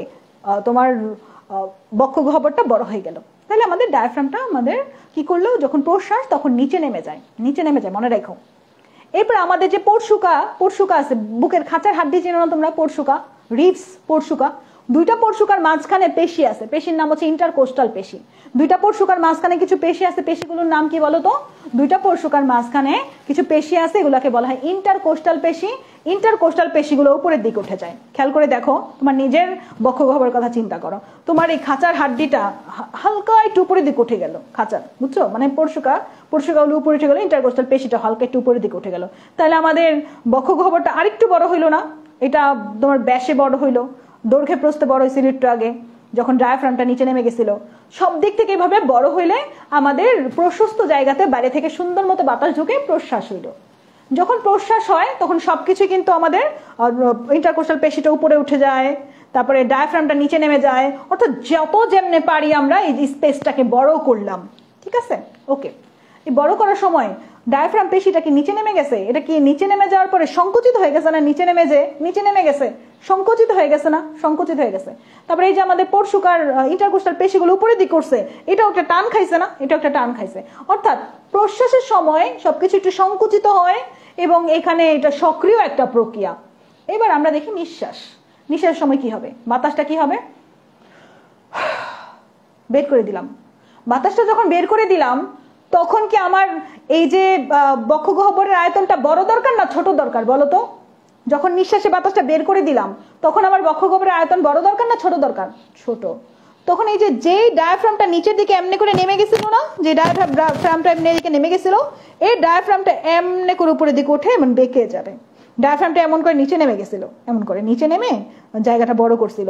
এখন যখন নিঃশ্বাস হবে তখন ডায়াফ্রামটা এমন করে উপরে উঠে যাবে, এরকম করে মাকু আকৃতি হয়ে যাবে, বুঝছো, এরকম চোখ হয়ে যাবে, ডায়াফ্রামটা উপরের দিকে উঠে যাবে এবং যেই পরশুকাগুলো ইন্টারকোস্টাল পেশিগুলো উপরের দিকে উঠে গেছিল সেটা আস্তে করে নিজেদের ভারের কারণে নিচে নেমে যাবে। তখন আমাদের যে স্পেসটা বড় হয়েছিল সেই স্পেসটা ছোট হয়ে যাবে এবং আমাদের বাতাসটা বাইরে বের হয়ে আসবে। যখন আমাদের এই যে ডায়াফ্রামটা এরকম করে বেঁকে যায়, এটাকে ধনুকের মতো বেঁকে যাওয়া বলে। এটাকে কিসের মতো বেঁকে যাওয়া বলে বাচ্চারা? এটারে ধনুকের মতো বেঁকে যাওয়া বলে। দেখো তো, ভিজুয়ালাইজ করতে পারছো তোমরা ব্যাপারটা, যে আমাদের যখন বাতাসটা বাইরে থেকে ঢুকলো ভিতরে তখন ডায়াফ্রামটা নিচে নেমে গেল, ইন্টারকোস্টাল পেশিগুলো উপরের দিকে উঠে গেল, আমাদের বক্ষ গহ্বরটা অনেক বড় হয়ে গেল, বাতাসটা ভিতরে ঢুকলো। ওকে, এখন বাতাসটা বের হবে, বাতাসটা যখন বের হবে তখন আমাদের যে ডায়াফ্রামটা নিচে নেমে গেছিল সেই ডায়াফ্রামটা আস্তে করে এমনি করে উপরের দিকে উঠে বেঁকে যাবে। কিসের মতো বেঁকে যাবে? ধনুকের মতো বেঁকে যাবে। এবং আমরা ইন্টারকোস্টাল পেশিগুলোকে কি করেছিলাম, দেখছিলাম উপরের দিকে উঠে গেছিল, সেইগুলো আস্তে করে ভারের কারণে নিচের দিকে নেমে যাবে। অর্থাৎ আমাদের যে বক্ষ গহ্বর উপর নিচে পাশে যেমনি হোক তোমার বেড়েছিল সবগুলো আবার আগের মতো চুপসে যাবে। এইটুকু ক্লিয়ার সবাই? এইটুকু কিন্তু আমরা ক্লিয়ার। দেখছো, শ্বাস ত্যাগের সময় আমাদের ডায়াফ্রামটা ধনুকের মতো বেঁকে যায়, তারপরে আমাদের শ্বাস গ্রহণের সময় বক্ষপিঞ্জর প্রসারিত হয়, শ্বাস গ্রহণের সময় প্রশ্বাসের সময় প্রসারিত হয়েছে বক্ষপিঞ্জরের যে রিবস, পরশুকার মাঝখানে ইন্টারকোস্টাল পেশি ছিল, এই পেশিগুলো কি হয়েছিল, সংকুচিত হয়েছিল, পেশিগুলো বাইরের দিকে উপরের দিকে উঠে গেছিল, তাই না? আমাদের বক্ষ গহ্বরের আয়তন বেড়ে গেছিল। এগুলো আমি তোমাদের একটু আগেই বললাম না, এগুলো এখন ফিল করো, ফিল করে পড়ো। শ্বাস ত্যাগের সময় ইন্টারকোস্টাল পেশিগুলো শিথিল হয়ে যায় এবং নিচের দিকে নেমে যায়। বুঝছিলাম? দেখছো, ইন্টারকোস্টাল পেশিগুলো উপরের দিকে উঠে গেছিল, সেটা কি হবে? নিচের দিকে নেমে যাবে। ডায়াফ্রামটা কি হয়েছিল? ডায়াফ্রামটা নিচের দিকে নেমে গেছিল প্রশ্বাসের সময়, এখন সেই ডায়াফ্রামটা উপরের দিকে উঠে এরকম করে ধনুকের মতো বেঁকে যাবে। দেখো তো বুঝছো কিনা, এগুলা কি বুঝছো কিনা আমাকে একটু বলো তো। এই জায়গাটা যদি ক্লিয়ার হও, নিঃশ্বাস একটা নিষ্ক্রিয় প্রক্রিয়া, ন ফর ন, অর্থাৎ নিঃশ্বাস নিষ্ক্রিয় প্রক্রিয়া।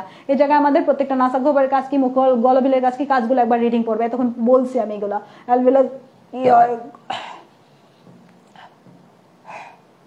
এগুলো আমি বলছি, বুঝছো? গ্যাসের সমস্যা আমার প্রচুর, এই রোজার দিনে আরো বেশি হচ্ছে সমস্যাটা। আমাদের শ্বসনতন্ত্রের কাজ, শ্বসনতন্ত্রের কাজটা একটু ভালো করে বুঝবো এখন। শ্বসনতন্ত্রের মধ্যে শ্বসন গ্যাসের বিনিময় কি বিনিময় হবে? কার্বন ডাইঅক্সাইড অক্সিজেন বিনিময় হবে। শক্তি উৎপাদন আমরা এখানে দেখতে পারি যে শক্তি উৎপন্ন হবে।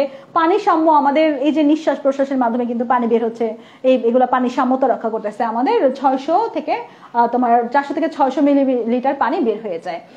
এতে ফলে আমাদের বডির পানির একটা সিস্টেম বজায় থাকে। প্রথম দিকে ছবি আছে, দেখো কতটুকু পানি ঢুকতেছে, কতটুকু বের হচ্ছে। এটা কোন চ্যাপ্টারে আসছিল? এই চ্যাপ্টারে মনে আছে, যায় না। তাপ নিয়ন্ত্রণ হয় এটার মাধ্যমে, অ্যাসিড আর ক্ষারের ভারসাম্য রক্ষা হয়, শব্দ উৎপন্ন হয়, ল্যারিংস এর মাধ্যমে শব্দ উৎপন্ন হয়। যে আমরা পড়ছিলাম আমরা ষড়যন্ত্রে কম্পন হয়, কম্পনের ভোকাল কর্ডে কম্পনের ফলে শব্দ উৎপন্ন হয়, বলছিলাম না? ওকে, তারপরে হোমিওস্ট্যাসিস। দেখো, হোমিওস্ট্যাসিস শব্দটাকে যদি ভাঙি আমরা, হোমিও মানেই হোমিও মানে কি বলো তো বাচ্চারা? হোমিও মানেই হচ্ছে হোমো ইজ ইকুয়াল টু কি? সম। আর স্ট্যাসিস হচ্ছে স্ট্যাটিক মানে অবস্থা, অর্থাৎ সম অবস্থা। আমাদের দেহের ইন্টারনাল ব্যালেন্স, অভ্যন্তরীণ ব্যালেন্স। আমাদের বডির ভিতরটা সবসময় কিরকম? আমাদের বডির ভিতরটা সবসময় গরম, তাই না? গরমের দিনেও গরম, শীতের দিনেও গরম। আমাদের বডির ভিতরে কি কখনো তাপমাত্রা চেঞ্জ হয়েছে? তাপমাত্রা চেঞ্জ হয় নাই। শীতের দিনে অনেক শীত, এমন কি হয়েছে তোমার দেহের ভিতরটা ঠান্ডা হয়ে গেছে শীতের কারণে? হয় নাই। তুমি কিন্তু হাতগুলো একদম আস্তে আস্তে ভিতরে দিয়ে রাখো, তাই না? আচ্ছা, যাই হোক, তো আমাদের ভিতরটা কিন্তু সবসময় গরমই থাকে। দ্যাট মিনস আমাদের যে ইন্টারনাল ব্যালেন্স, আমাদের দেহের যে হোমিওস্ট্যাসিস অবস্থা, ইন্টারনাল এনভায়রনমেন্টের যে ব্যালেন্স, এই ব্যালেন্সটাকেই বলা হয় হোমিওস্ট্যাসিস। ভিতরে যে ব্যালেন্স, এই ব্যালেন্সটাকে কি বলে বলো তো? এই ব্যালেন্সটাকে বলা হয় হোমিওস্ট্যাসিস। এই দেখছো, আমাদের জীবন ক্রিয়ার অভ্যন্তরীণ স্থিতি অবস্থা, অর্থাৎ অভ্যন্তরীণ মানে ইন্টারনাল অবস্থা, মানে অভ্যন্তরীণ স্থিতি অবস্থা আর কি, ইন্টারনাল ব্যালেন্স। ইন্টারনাল এনভায়রনমেন্টের ব্যালেন্স করে আমাদের এই যে তোমার ফুসফুস, শ্বসনতন্ত্র। উদ্বায়ী গ্যাস, দেহ থেকে কিছু উদ্বায়ী গ্যাস বের হয়ে যায়, ক্লোরোফর্ম, ইথার, অ্যামোনিয়া নিষ্কাশন করে। পরীক্ষা যদি আসে শ্বসনতন্ত্রের মাধ্যমে বা শ্বসনতন্ত্রের মাধ্যমে নিচের কোন উদ্বায়ী গ্যাস বের হয় না? 3টা থেকে 1টা আসতে পারে। জাস্ট এগুলো একটু পড়ে, এখান থেকে আর কিছু না। এরপরে ছবিটা একটু দেখো তো। আমরা এই ছবিটার ভিতরে দেখতেছি ফুসফুসের অনুচ্ছেদের মধ্যে ট্রাবিকুলি নামক একটা ব্যবধায় পর্দার কথা আছে। এই ট্রাবিকুলি নামক এই পর্দা, এটা দেখো একবার, আর তেমন কিছু দেখার দরকার নাই। ওকে, এরপর আমরা নিচের দিকে যাব। এই যেখানে অ্যালভিওলার গুলোর মাঝখানে ট্রাবিকুলি নামক একটা ব্যবধায় পর্দার মাধ্যমে পৃথক থাকে। এটা, এই লাইনটা অনেক ইম্পর্টেন্ট, এমসিকিউ আসতে পারে। শ্বসনের শারীরবৃত্তীয় প্রক্রিয়া। এইবার দেখি আমরা, আমাদের অক্সিজেন কি করলো? অক্সিজেন তো গ্লুকোজের সাথে জারিত হইলো, জারিত হয়ে কি তৈরি হলো? কার্বন ডাইঅক্সাইড উৎপন্ন হলো না উপজাত হিসেবে, আর শক্তি উৎপন্ন হয়েছে। এটা আমি আগেই বলছি। এই শ্বসনের মধ্যে দুই রকমের শ্বসন, একটা হচ্ছে বহিঃশ্বসন এক্সটার্নাল রেসপিরেশন, আর এটা হচ্ছে অন্তঃশ্বসন।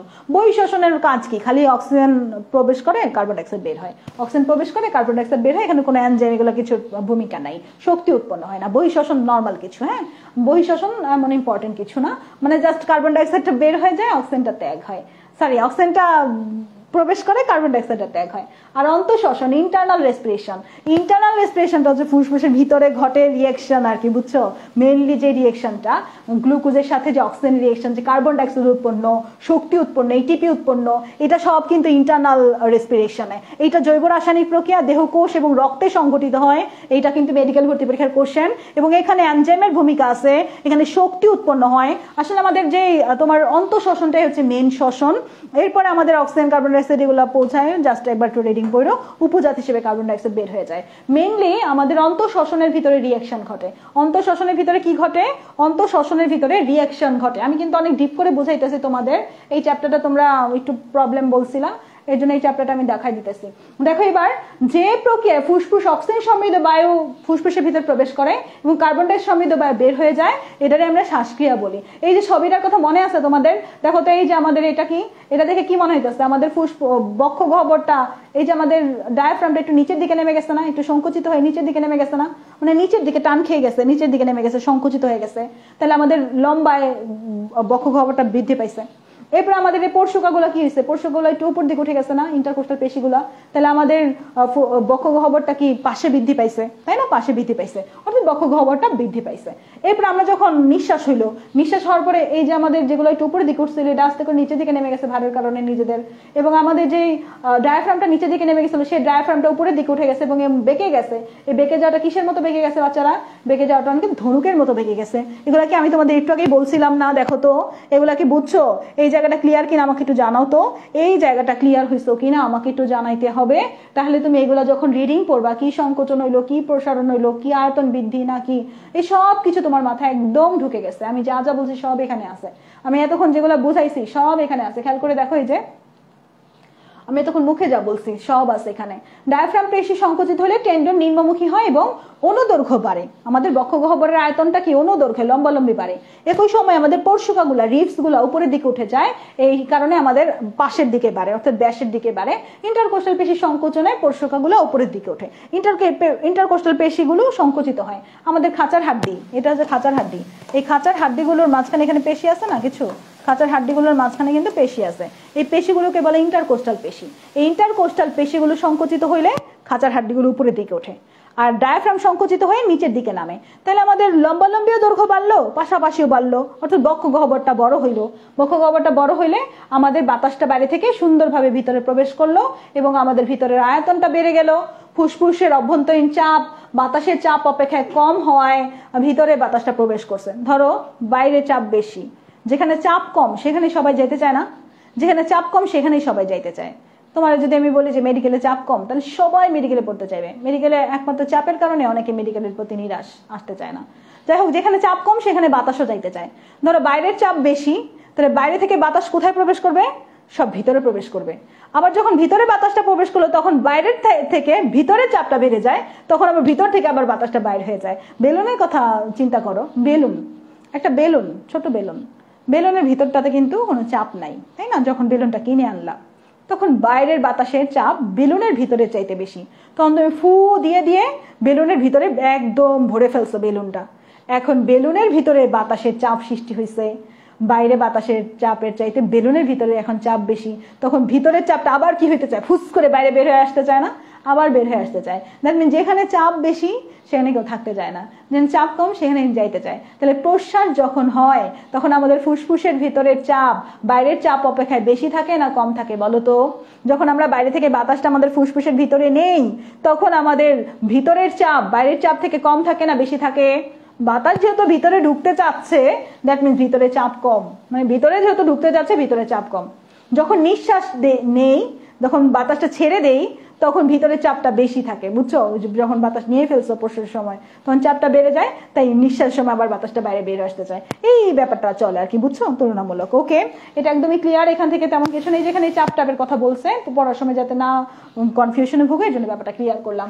যেখানে চাপ কম সেখানেই বাতাস যাইতে যাবে, ধরো ভিতরে চাপ বেড়ে গেছে আবার সেখান থেকে বাতাস বের হয়ে আসতে যাবে, এটাই সিস্টেম। পরিবেশ থেকে আমরা বাতাসটা ট্রাকিয়ে দিয়ে বঙ্কাসে গেলে বঙ্কাস থেকে এগুলো বুঝবা, সমস্যা নাই। নিঃশ্বাস একটা নিষ্ক্রিয় প্রক্রিয়া, ন ফর ন, এটা রিডিং পড়তে পারো, এটা ধনুকের মতো বেঁকে যায়, জাস্ট এটাই পূর্ব অবস্থায় ফিরে আসে তোমার পরশুকাগুলো, এই তো জাস্ট এখান থেকে আর কিছু না, এতনো কমে যায়, জাস্ট এখানে যা আছে একবার একটু রিডিং পড়ো, আর কিছু না। এরপরে আমরা এখানে দেখো কি আছে, এখানে স্বাভাবিক অবস্থায় প্রশ্বাস ক্রিয়া। স্বাভাবিক অবস্থায় প্রশ্বাস ক্রিয়ার কথা যদি আমরা বলি, ফ্রেনিক নার্ভের মাধ্যমে স্নায়ু উদ্দীপনা ডায়াফ্রামে যায়।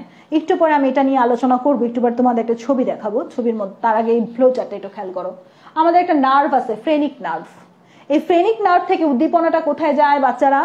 ডায়াফ্রামে যায়। কেন যাচ্ছে বলো? ডায়াফ্রামকে যায় কি বলে? যে ডায়াফ্রাম একটু নিচে নাম, ডায়াফ্রাম তোর পেশিটার একটু নিচে নামাতো, একটু সংকুচিত করতো, কারণ বাইরে থেকে বাতাস ঢুকবে, প্রশ্বাস না। তাহলে ফ্রেনিক নার্ভ ডায়াফ্রামে যায় কি বলে? ডায়াফ্রামকে বলে যে ডায়াফ্রাম তুমি একটু নিচে নেমে যাইতে হবে, তোমার একটু সংকুচিত হইতে হবে। তাহলে ডায়াফ্রাম যখন যায় এই ফ্রেনিক নার্ভ থেকে উদ্দীপনাটা, তখন ডায়াফ্রামের পেশির কি হয় বলো? আমরা প্রশ্বাসের কথা পড়তেছি, ডায়াফ্রামের পেশির কি হয় বলো তো বাচ্চারা? ডায়াফ্রামের পেশি সংকোচন হয়। আর ডায়াফ্রামের পেশি সংকোচন হইলে আমাদের বক্ষ গহ্বরের আয়তনটা কিভাবে বাড়ে? লম্বালম্বি বাড়ে, তাই না? বক্ষ গহ্বরের আয়তনটা কিন্তু লম্বালম্বি বাড়ে। ওকে, এটা গেল ডায়াফ্রাম। ইন্টারকোস্টাল নার্ভের মাধ্যমে স্নায়ু উদ্দীপনা ইন্টারকোস্টাল পেশিতে যায়, যে আমাদের খাঁচার হাড্ডির মধ্যে যে মাংসগুলো লাগানো থাকে একটা হাড্ডির মাঝামাঝিতে, তো ইন্টারকোস্টাল পেশিতে যায়। ইন্টারকোস্টাল পেশিতে কি বলে?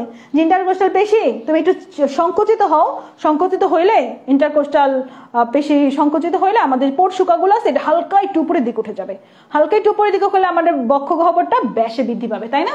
বক্ষ গহ্বরটা কিভাবে বৃদ্ধি পাচ্ছে দেখো, এগুলো আমি একটু আগে বলছি, এটাই আবার দেখাইতেছি। বক্ষ গহ্বরটা ব্যাসে বৃদ্ধি পাবে, বক্ষ গহ্বরের আয়তনটা ব্যাসের দিকে বেড়ে যাবে। এই দুটা আয়তন বেড়ে গেলে মোটা আয়তন কি হবে? বক্ষ গহ্বরের মোটা আয়তন কি হবে বাচ্চারা? এই দুটা বেড়ে গেলে আমাদের বক্ষ গহ্বরের মোট আয়তনে কি হবে? এই দুটা আয়তন বেড়ে গেলে বক্ষ গহ্বরের মোট আয়তন বেড়ে যাবে। আর মোট আয়তন বেড়ে গেলে বাইরে থেকে কি প্রবেশ করবে ভিতরে? বাইরে থেকে কি প্রবেশ করবে? যেহেতু আয়তন বড় জায়গা এবং এখানে চাপও নাই, বাইরে থেকে বাতাসগুলো চাপ কম আর কি তুলনামূলক পরিবেশ থেকে, তো পরিবেশ থেকে বাতাসগুলো সুন্দর মতো ঢুকে যাবে। ঢুকে যাওয়ার পরে বাতাস ঢুকে গেছে, অনেক পরিমাণে বাতাস ঢুকে গেছে। এখন আমার ভিতরে কি অবস্থা? এখন আমার ভিতরে কি চাপ বেশি না কম বলো তো? প্রশ্বাস হয়ে গেছে, এখন আমার ভিতরে বাতাস ঢুকে গেছে। এখন আমার ভিতরে চাপ বেশি না কম? তাড়াতাড়ি বলো, এখন আমার ভিতরে চাপ বেশি না কম? এখন আমার ভিতরে চাপ বেশি, তাই বাতাসগুলো কি করতে চাইবে? বাইরে বের হয়ে আসতে চাইবে। বাইরে বের হয়ে আসাকে কি বলবো? নিঃশ্বাস বলবো। এবার দেখো, ফ্রেনিক নার্ভের উদ্দীপনা ডায়াফ্রাম পেশিতে এখন আর যাবে না, দরকার কি? প্রসারণ তো দরকার, সংকুচিত হওয়ার তো দরকার নাই আমাদের, তাই না? নিচের দিকে তো ডায়াফ্রামের নামার দরকার নাই, তাহলে আমাদের যাবে না। তখন ডায়াফ্রাম পেশিটা সংকুচিত না হয়ে প্রসারিত হয়ে যাবে। প্রসারিত হয়ে কি হবে বলো তো? প্রসারিত হয়ে আস্তে করে এমন করে উপরের দিকে উঠে যাবে, প্রসারিত হয়ে এমন করে উপরের দিকে উঠে যাবে, ধনুকের মতো বেঁকে উপরের দিকে উঠে যাবে। দেখছো এই যে বক্ষ গহ্বরের আয়তনটা তখন কমে যাবে লম্বালম্বিতে। ইন্টারকোস্টাল পেশিতেও আমাদের কোনো নার্ভের উদ্দীপনা যাবে না, না গেলে ইন্টারকোস্টাল পেশি সংকুচিত হয়েছিল, এটা এখন প্রসারিত আস্তে করে উপরে উঠছিল, এটা আস্তে করে নিচে নেমে যাবে। আস্তে করে নিচে নেমে গেলে বক্ষ গহ্বরের আয়তন আড়াআড়িও কমে যাবে। আয়তন কমে গেলে আমাদের টোটাল আয়তন কমে যাবে, আমাদের জায়গাটা ছোট হয়ে আসবে, ফুসফুসের আয়তনটাও ছোট হয়ে যাবে, তখন বাতাসটা আস্তে করে বের হয়ে যাবে। বুঝছো? তাহলে কিভাবে ঢুকলো, কিভাবে বের হইলো, এই ফ্লো চার্ট এগুলো সব মাথার ভিতরে সেট হয়ে গেছে কিনা বলো তো? এইভাবে ফ্লো চার্ট দিয়ে পড়ে লিখে তোমাদের ভাল লাগে নাকি বিরক্ত লাগে একটু বলো। এই তাকবীর এত কথা বলে, হ্যাঁ তাকবীর চুপ থাকো, তাকবীর কথা বলো না, বেশি কথা বলা কিন্তু ভালো না, চান্স পাইতে হবে, চুপচাপ থেকে চান্স পাইতে হবে। ওকে, ঠিক আছে। তাহলে আমি কি বুঝাইতে পারছি কেমনে কি হয়, কখন সংকুচিত হয়, কখন প্রসারিত হয়? সংকুচিত হলে কি হয়? ডায়াফ্রাম সংকুচিত হলে নিচে নেমে যায়, ইন্টারকোস্টাল পেশি সংকুচিত হলে উপরের দিকে উঠে যায়। আর যখন ডায়াফ্রাম প্রসারিত হয় তখন উপরের দিকে ধনুকের মতো বেঁকে যায়, আর ইন্টারকোস্টাল পেশি যখন প্রসারিত হয় তখন আস্তে করে নিচে নেমে যায়, তখন আমাদের বক্ষ গহ্বরের আয়তনটা আবার ছোট হয়ে যায়। কখন আয়তন বড় হয়, কখন ছোট হয়, এগুলো কি বুঝছো? দেখো তো বুঝছো কিনা? এইগুলো পিডিএফ তো দিব, এগুলো সব পিডিএফ এ থাকবে, টেনশন করো না। বুঝছো কিনা আমাকে একটু বলো, যে এই চ্যাপ্টারটা কিন্তু একটু একটু ফাজিল একটা চ্যাপ্টার, মানে মজা লাগে না পড়াইতে, তাই আমি চেষ্টা করতেছি তোমাদের যাতে মাথার ভিতরে ক্লাসে গেঁথে যায়। এরপরে তুমি একবার বইটা রিডিং পড়বা, তারপরে তুমি আমার ক্লাসটা দরকার হলে আরেকবার করবা, দেখবা ফকফকা একদম, বায়োলজি মানেই ফকফকা। দেখছো? এই তো ভালো লাগে তো আপু, ভালো লাগে নুসরাত? আচ্ছা, বুঝছো না? একদম ক্লিয়ার। তাহলে এই যে এটা কিন্তু রিটেন কোশ্চেন আসে ছবিটা সহ, তাহলে সুন্দর করে একে পরীক্ষা দিয়ে আসবা। এই যে দেখো ছবি, এই যে ছবি দেখছো তোমাদের বইতে, এই যে দেখো আস্তে করে একটু উপরের দিকে উঠে গেছে, এগুলো একটু উপরের দিকে, এগুলো হচ্ছে ইন্টারকোস্টাল পেশি। ইন্টারকোস্টাল পেশি সংকুচিত হয়ে গেলে আমাদের এই পরশুকাগুলো উপরের দিকে উঠে যায়। তারপরে এই যে ডায়াফ্রামটা একটু নিচের দিকে সংকুচিত দিলে এই জায়গা আকার তোমার হচ্ছে বক্ষগহ্বরের আকারটা বড় হয়ে যায়, তখন বাতাসটা খুব ভালো করে ভিতরে প্রবেশ করে। আর যখন আবার তোমার হচ্ছে ছোট হয়ে যায় তখন কি হয়, এই ডায়াফ্রামটা প্রসারিত হয়ে এই যে উপরের দিকে বেঁকে যায়, ইন্টারকোস্টাল পেশিগুলো প্রসারিত হয়ে এটা নিচের দিকে নেমে যায়, তখন বক্ষগহ্বরের আয়তনটা ছোট হয়ে যায়। ওকে, এগুলো আমি তোমাদের খুব সুন্দরভাবে বলছি। এই যে দেখছো এটা বড় হয়ে গেছিল, এই যে একদম, আর এটা এখন ছোট হয়ে গেছে, ফুসফুসটাও ছোট হয়ে গেছে।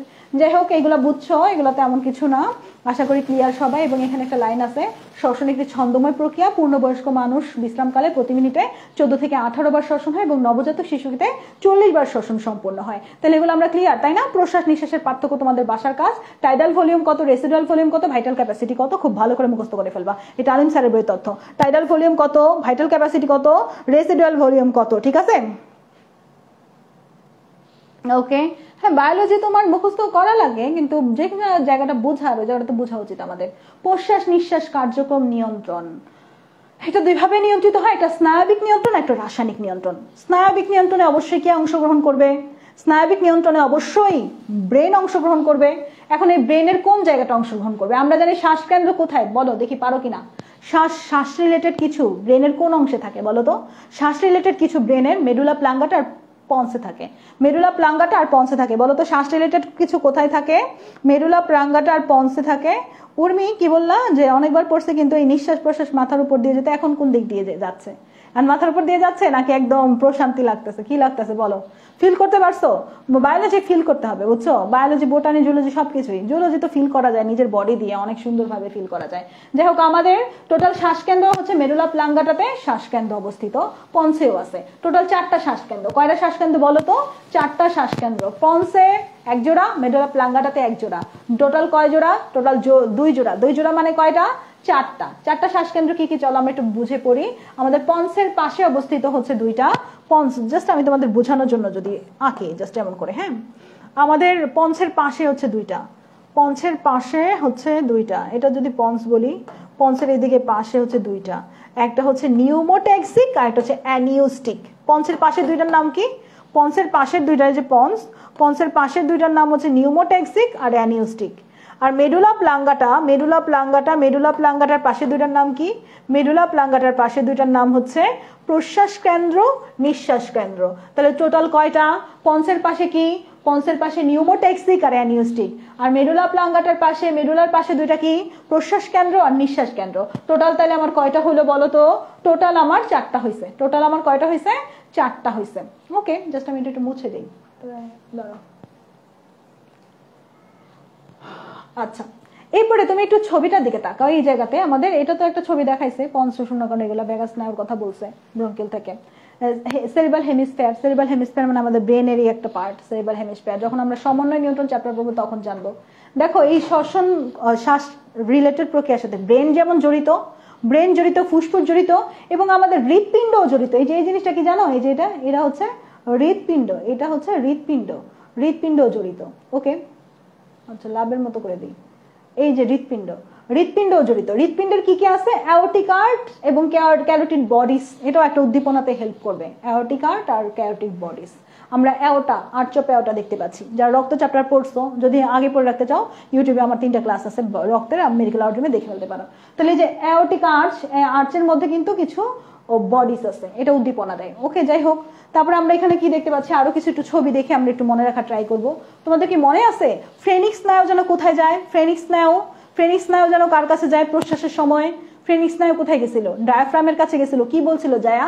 যে ডায়াফ্রাম একটু সংকুচিত হও ভাই, নিচের দিকে নাম, একটু নিচের দিকে নামতে বলছিল, তাই না? তাহলে ফ্রেনিক স্নায়ু কোথায় যায়? ডায়াফ্রামে যায়। ইন্টারকোস্টাল স্নায়ু কোথায় গেছিল? ইন্টারকোস্টাল স্নায়ু ইন্টারকোস্টাল পেশিতে গেছিল। কি বলছিল? যে ইন্টারকোস্টাল পেশি একটু সংকুচিত হও, তাহলে পরশুকাগুলো একটু উপরের দিকে উঠবে, তাহলে বক্ষগহ্বরটা বাড়বে, তাই না?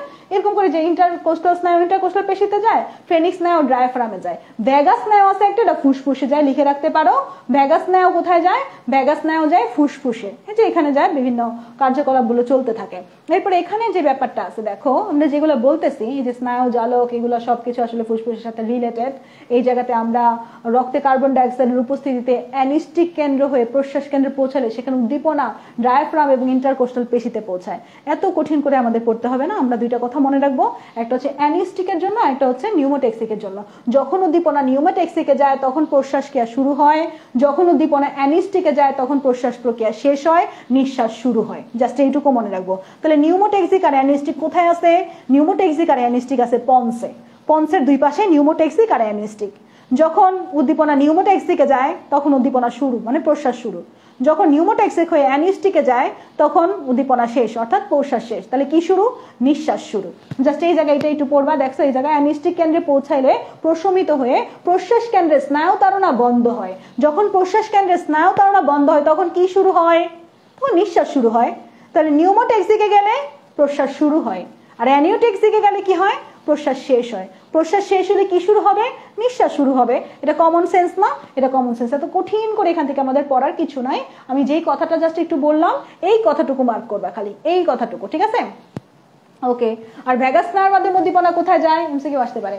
ভ্যাগাস স্নায়ুর মাধ্যমে উদ্দীপনা কোথায় যায়? আমরা জানি ভ্যাগাস স্নায়ুর 4টা ব্রাঞ্চ, একটা হচ্ছে পালমোনারি ব্রাঞ্চ, একটা কার্ডিয়াক ব্রাঞ্চ, আর এরকম আছে 4টা ব্রাঞ্চ টোটাল। আমরা যখন সমন্বয় নিয়ন্ত্রণ চ্যাপ্টার পড়বো, পালমোনারি যে ব্রাঞ্চটা ওটা ফুসফুসে যায়। ভ্যাগাস স্নায়ু কোথায় যায় উদ্দীপনা?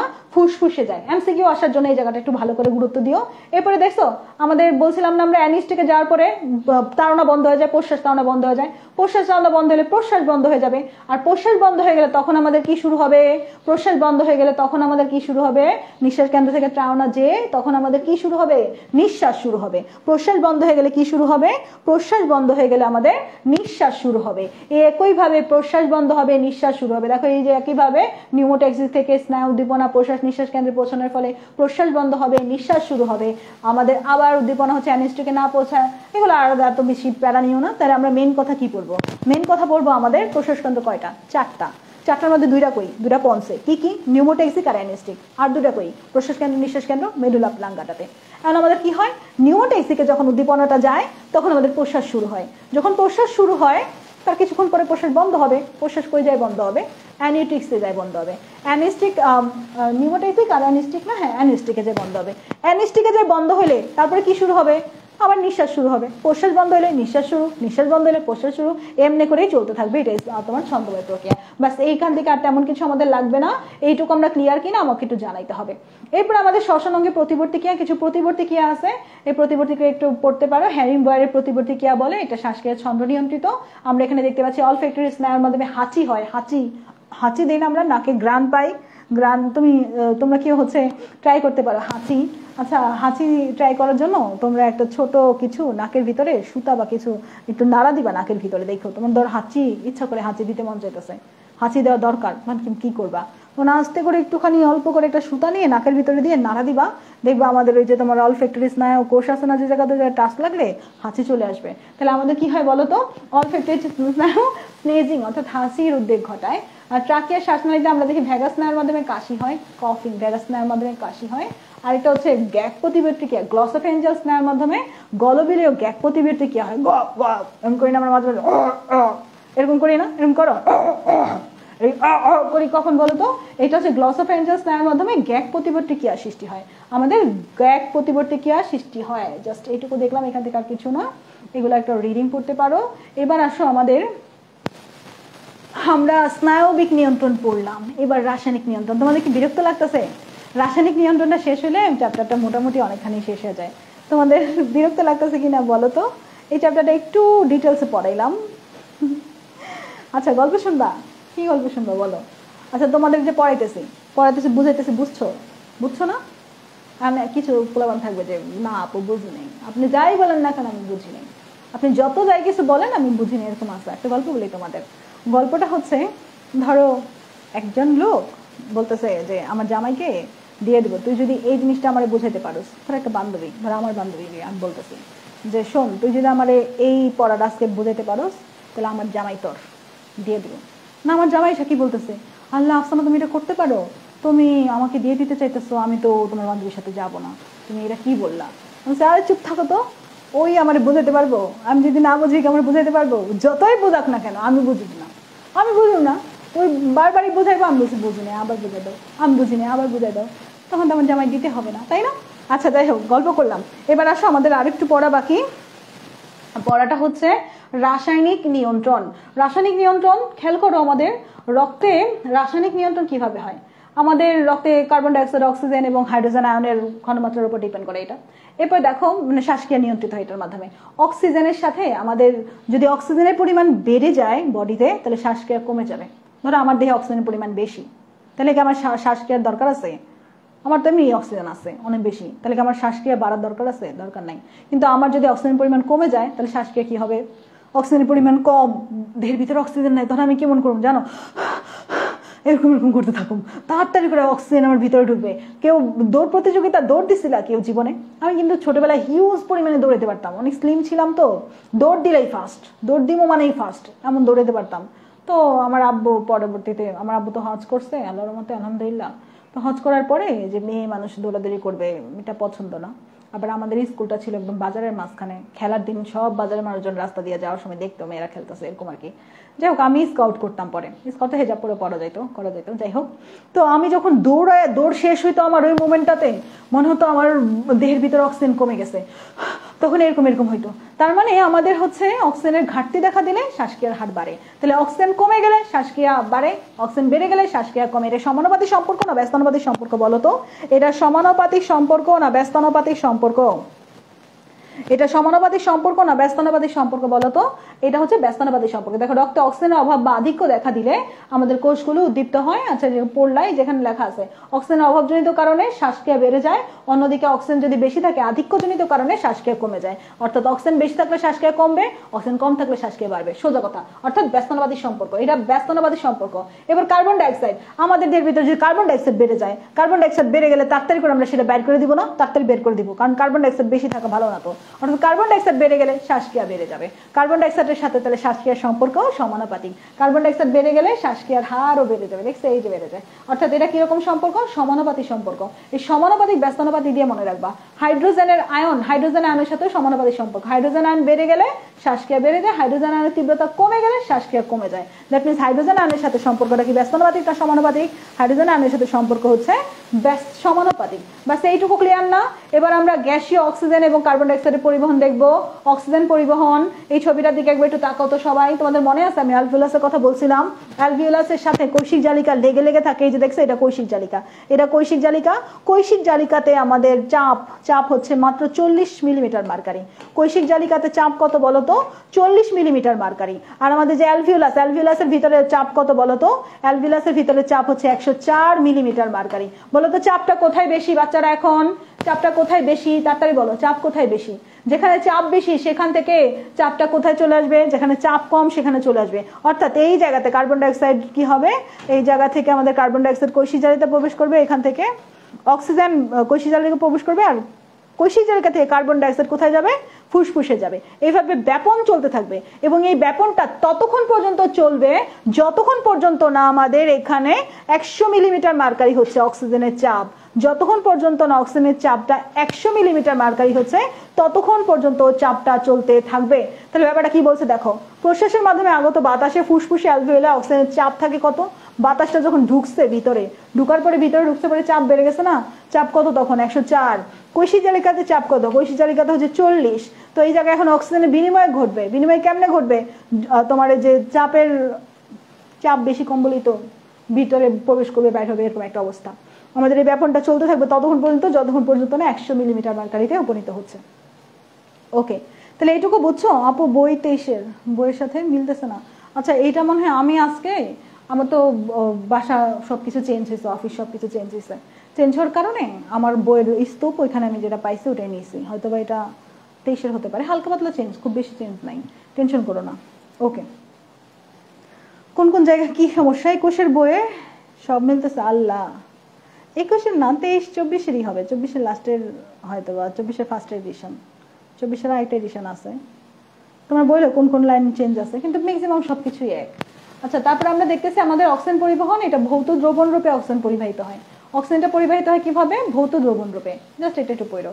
রাসায়নিক যৌগরূপে অক্সিজেন পরিবাহিত হয়, হিমোগ্লোবিনের সাথে অক্সিজেনটা যুক্ত হয়ে অক্সিহিমোগ্লোবিন তৈরি করে। হিমোগ্লোবিনের সাথে কি যুক্ত হয় বলতো? হিমোগ্লোবিনের সাথে অক্সিজেন যুক্ত হয়ে অক্সিহিমোগ্লোবিন তৈরি করে।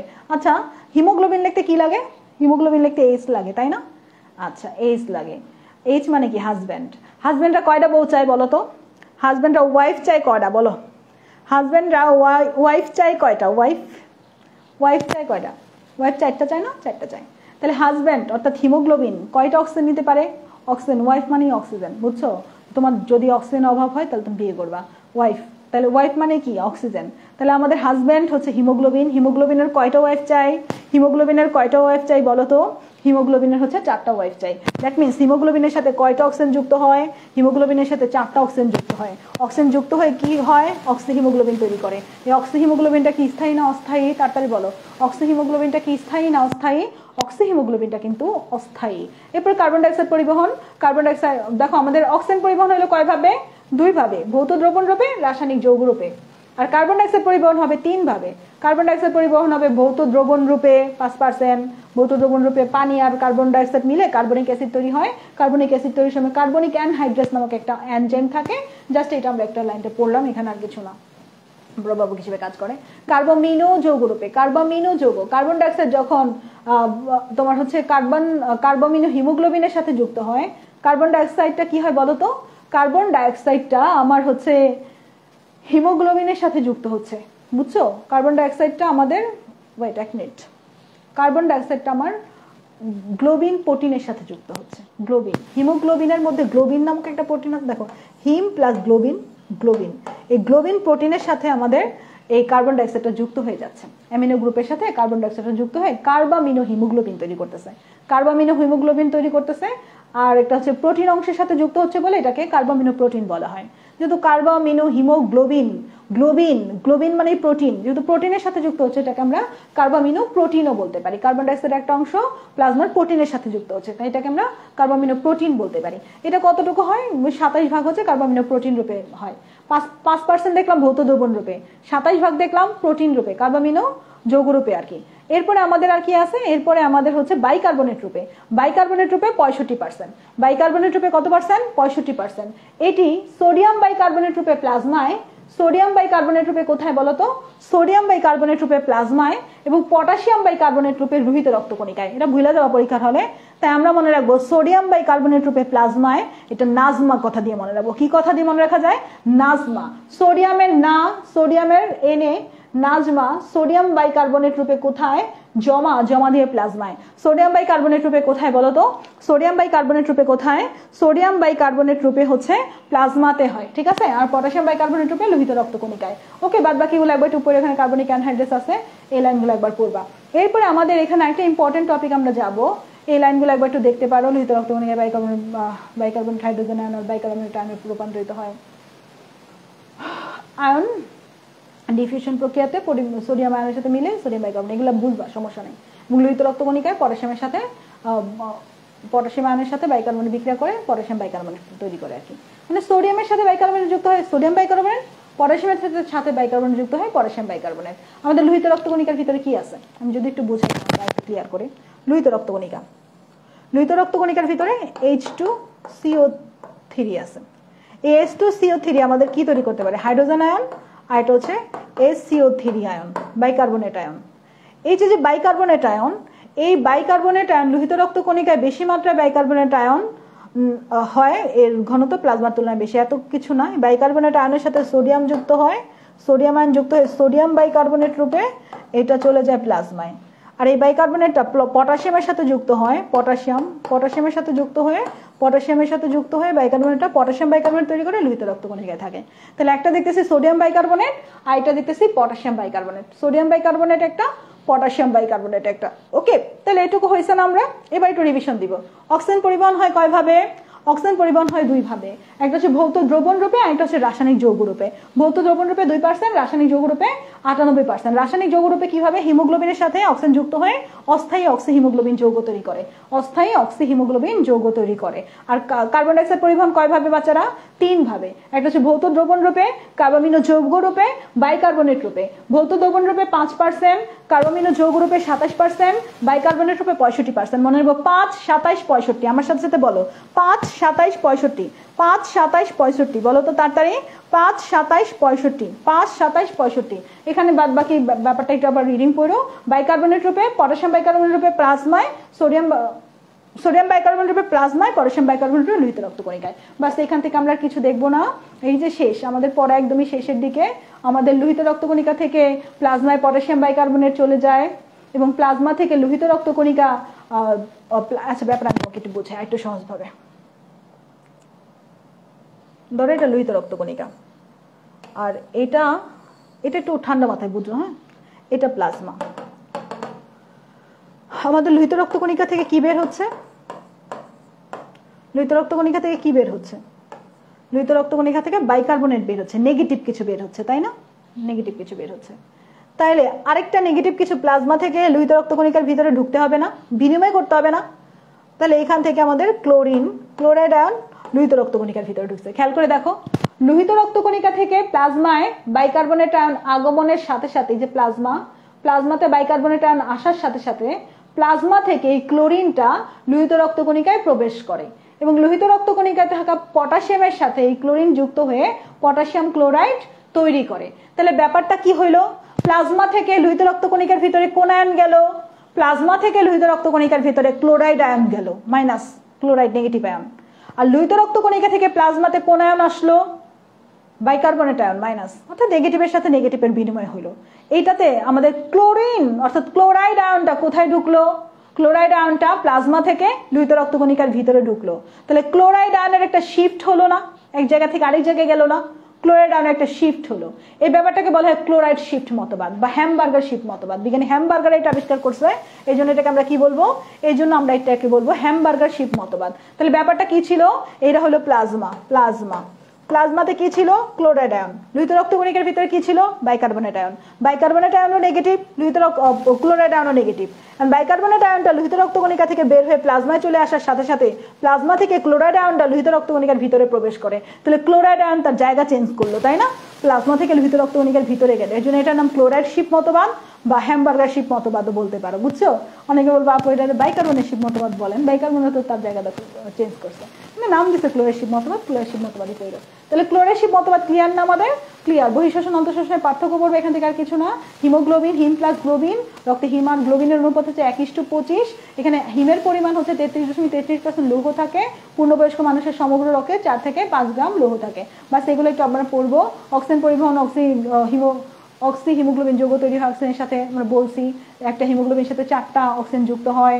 তারপরে কার্বন ডাইঅক্সাইড পরিবহন, এগুলো একবার রিডিং পড়লে পারবা। শ্বাসনালীর সমস্যা, আমাদের ঊর্ধ্ব শ্বাসনালীর কিছু সমস্যা আছে, নিম্ন শ্বাসনালীর সমস্যা আছে। ঊর্ধ্ব শ্বাসনালীর উপরের দিকে, নিম্ন শ্বাসনালী হচ্ছে ফুসফুস রিলেটেড কিছু। ঊর্ধ্ব শ্বাসনালীতে নাক, কান, সাইনাস এগুলাতে, এই সকল জায়গাতে যদি আক্রান্ত হয় ঊর্ধ্ব শ্বাসনালী, সাধারণত ঠান্ডা, টনসিলাইটিস, টনসিল যদি আক্রমণ হয়, এদিকে টনসিল আছে না, টনসিল ব্যাকটেরিয়া দিয়ে আক্রমণ হলে টনসিলাইটিস বলে। সাইনোসাইটিস, এদিকে আমাদের সাইনাস আছে, সাইনাস, এগুলো যদি ব্যাকটেরিয়া দিয়ে আক্রমণ হয় সাইনোসাইটিস বলে। ল্যারিনজাইটিস, ষড়যন্ত্র সমস্যা হলে ল্যারিনজাইটিস বলে। ওটাইটিস মিডিয়া, কানের সমস্যা, মধ্যকর্ণের ভিতরে সমস্যা হলে, মাঝখানের কানে, মিডিয়া মানেই মাঝখান, অর্থাৎ মধ্যকর্ণের সমস্যা হলে ওটাইটিস মিডিয়া। কান পাকা রোগ শুনছো না? এগুলো সব ঊর্ধ্বকর্ণের সমস্যা। এগুলোতে প্রধান লক্ষণ কাশি থাকে, মাথা ব্যথা থাকে, নাক দিয়ে পানি পড়ে, এগুলো একবার একটু দেখতে পারো। নিম্ন শ্বাসনালীর সমস্যা, নিম্ন শ্বাসনালী অর্থাৎ ফুসফুস, এটা হচ্ছে করোনা হয়েছে না, করোনা কিন্তু নিম্ন শ্বাসনালীতে। ফ্লু, যে কোনো শ্বাসনালীর ভিতরে সমস্যা। ব্রঙ্কাইটিস, ব্রঙ্কাসের সমস্যা। তারপর নিউমোনিয়া, ফুসফুসের প্রদাহ, ফুসফুসের সংক্রমণ। যক্ষা, টিউবারক্লোসিস, তোমার হচ্ছে টিউবারক্লোসিস ব্যাকটেরিয়া দিয়ে ফুসফুসের সমস্যা। টিবি, এটা অনেক বেশি বড় সমস্যা, কাশতে কাশতে জাম বেরিয়ে যায়, মানে ফুসফুসের ভিতরে সমস্যা, বুঝছো? তাহলে ফুসফুসের ভিতরে যে সমস্যা, এগুলো একটু আমরা দেখলাম। বড় বড় অসুখটা ফুসফুসের ভিতরে, আর উপরের গুলো নাক ব্যথা, কান ব্যথা, চোখ ব্যথা, এগুলো উপরের দিকে। শ্বাসনালীর সমস্যা সবই খারাপ। তাহলে সাইনোসাইটিস আর ওটাইটিস মিডিয়া নিয়ে কথা বলবো। সাইনোসাইটিস হচ্ছে 4 জোড়া সাইনাস আছে আমাদের। সাইনাস কয় জোড়া? 4 জোড়া। মোট কয়টা? 4 জোড়া মানে কয়টা? 4 জোড়া মানে 8টা। নাম কি কি? চার জোড়া সাইনাস আর ফ্রন্টাল সাইনাস। এই যে কপালের এখানে দুইটা সাইনাস আছে, এই সাইনাসকে বলা হয় ফ্রন্টাল সাইনাস। কপালের এখানে সাইনাস, ফ্রন্টাল সাইনাস দুইটা মাথার এদিকে থাকে। অ্যাডময়েডাল সাইনাস চোখের এদিকে থাকে, এইদিকে অ্যাডময়েডাল সাইনাস। স্ফেনয়েডাল সাইনাস আমাদের যে স্ফেনয়েড বোনস আছে না মাথার ভিতরে, মাথার খুলিতে স্ফেনয়েড বোনস, ওইটা হচ্ছে স্ফেনয়েডাল সাইনাস। আর একদম নিচের দিকে যেটা, আচ্ছা ফ্রন্টাল সাইনাস, ও ম্যাক্সিলারি সাইনাসের কথাই বলি নাই। ম্যাক্সিলারি সাইনাস, এই যে ম্যাক্সিলারি যে জায়গায় যে হাসি দিলে যে উঁচা হয় না, এই জায়গাটা হচ্ছে ম্যাক্সিলারি সাইনাস। দেখো আমাদের যখন ঠান্ডা লাগে, নাকের চোখের ব্যথা, গালের ব্যথা, দাঁতের ব্যথা, সব ব্যথা একসাথে লাগে না ভাই?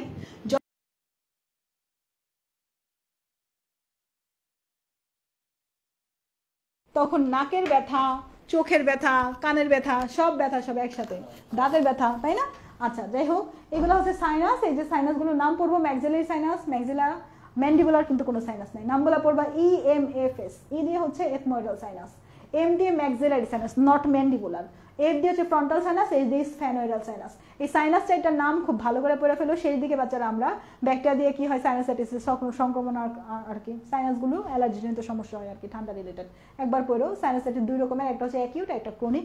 অ্যাকিউটটা কম সময় 4 থেকে 8 সপ্তাহ, ক্রনিকটা অনেক দিন, 2 মাসের বেশি। ব্যাকটেরিয়াগুলোর নাম আমি একসাথে করে দিতেছি, একটু পরে দেখো। সাইনাসের জন্য ভাইরাসের নাম হচ্ছে human respiratory syncytial virus, respiratory মানে শ্বসন রিলেটেড, প্যারা influenza virus, metapneumo virus, bacteria হচ্ছে স্ট্রেপ্টোককাস নিউমোনিয়া, হেমোফাইলাস ইনফ্লুয়েঞ্জা। তো এই নামগুলো পড়বো, এখানে অ্যালার্জেন আছে, এগুলো সব টনসিল, সিটি5, এগুলো রিডিং করবা, বুঝছো? দাঁতের ব্যথাও শুরু হয়, ঠান্ডা লাগবে। আর তারপরে অরবিটাল, এই যে চোখের সংক্রমণের ফলে পেরি অরবিটাল এবং অরবিটাল সেলুলাইটিসও দেখা যায়। চোখ এদিকে ফুলে যায় একদম, অরবিটাল মানেই তো চোখের এই যে গর্ত, এই জায়গাটায় অরবিট মানেই চোখ রিলেটেড, বুঝছো? তাহলে চোখের এদিকে সেলুলাইটিস হয়ে যায়, অনেক সমস্যা হতে পারে। তারপরে আমাদের নেজাল স্প্রে, এগুলো একবার রিডিং পড়বা। এখানে যে কত ডিগ্রি জ্বর হয় দেখো, আমাদের জ্বর কতটুকু, জ্বর 102.2 ডিগ্রি জ্বর হয়, 102.2 ডিগ্রি জ্বর হয়। ঠিক আছে? সমস্যা কি সমস্যা? এই শেষ দিকে বাচ্চারা 5টা মিনিট সময় দিতে হবে আমার, একদম 5টা মিনিট। সাউন্ডে কি সবার ঠিক আছে? আচ্ছা 102.2 ডিগ্রি জ্বর হয় কিসে? 102.2 ডিগ্রি জ্বর হয় হচ্ছে আমাদের এই যে তোমার সাইনোসাইটিসে কিন্তু জ্বর হয়। ওটাইটিস মিডিয়া মানে ম মানে মিডিয়া মানে মধ্যকর্ণ, ইউস্টেশন নালী দিয়ে কানের ভিতরে তোমার যে পানি ঢুকে, কান পাকা রোগ, বুঝছো? এটাও ব্যথা হয়, জ্বর হয়। এটা তো ব্যাকটেরিয়াগুলোর নাম পড়ো, respiratory syncytial virus, influenza virus, rhino virus, এখানে রিনো নামে একটা ভাইরাস আছে। আর এটা হচ্ছে streptococcus pneumonia, Haemophilus influenza, Moraxella ক্যাটারালিস। এই নামগুলো একটু ভালো করে পড়বা, ব্যাকটেরিয়াগুলোর নাম। এই কারণে অ্যাডেনয়েড ফুলে যায়, কানের সমস্যা, বুঝছো? কান পাকা রোগ। এই যেখানে সাইনোসাইটিসের ব্যাকটেরিয়ার নাম দিছি, ভাইরাসের নাম দিছি, ওটাইটিস মিডিয়ার ব্যাকটেরিয়ার নাম দিছি, ভাইরাসের নাম দিছি। দেখো sinusitis streptococcus pneumonia, Haemophilus influenza. আর ওটাইটিস মিডিয়াতে স্ট্রেপ্টোককাস নিউমোনিয়া, হেমোফাইলাস ইনফ্লুয়েঞ্জার সাথে একটা বেশি কি মোরাক্সেলা ক্যাটারালিস, বুঝছো? তাহলে ব্যাকটেরিয়ার ক্ষেত্রে একটা ব্যাকটেরিয়া ওটাইটিস মিডিয়াতে বেশি, মোরাক্সেলা ক্যাটারালিস, মিডিয়া ম, মোরাক্সেলা ম। তারপরে virus, human respiratory syncytial virus, parainfluenza virus, metapneumovirus. Otitis মিডিয়ার ক্ষেত্রে respiratory syncytial virus, influenza virus, parainfluenza থেকে ইনফ্লুয়েঞ্জা। আর ওটা মেটানিউমো, এটা হচ্ছে রিনো ভাইরাস। পার্থক্যটা ভালো করে মুখস্থ করে ফেলতে পারবো না, এটা মুখস্থ করে ফেলবা। এগুলো তো আমি আমার সময় অনেক মুখস্থ করতাম, আমি একসময় মুখস্থ করতে পারতাম অনেক বেশি। 4 মাস, এই যে ওটাইটিস মিডিয়া 4 মাস থেকে 4 সপ্তাহ বয়সী, 4 মাস থেকে 4 বছর বয়সী শিশুদের হয়, ডেকারের বাচ্চাদের বেশি হয়। কান পাকা রোগ, কানের ভিতরে সমস্যা হয়। এই যে ম্যালেরিয়াতে, আচ্ছা ওটাইটিস মিডিয়াতে জ্বর কত? 104 ডিগ্রি ফারেনহাইট। ম্যালেরিয়াতে কত? 104 থেকে 106। ডেঙ্গুতে কত? 103 থেকে 105। আর আমরা একটা কি বললাম, সাইনোসাইটিস লিখে নিও সাথে। সাইনোসাইটিসের জ্বর কত? সবগুলা জ্বর একসাথে করে দিছি। সাইনোসাইটিসের জ্বর কত? সাইনোসাইটিসের জ্বর কত? 102.2 ফারেনহাইট, 102.2 ফারেনহাইট। সবগুলা জ্বর একসাথে। একটা স্ক্রিনশট নাও তো, এই জ্বরগুলা নিয়ে একটা পোস্ট দিবা।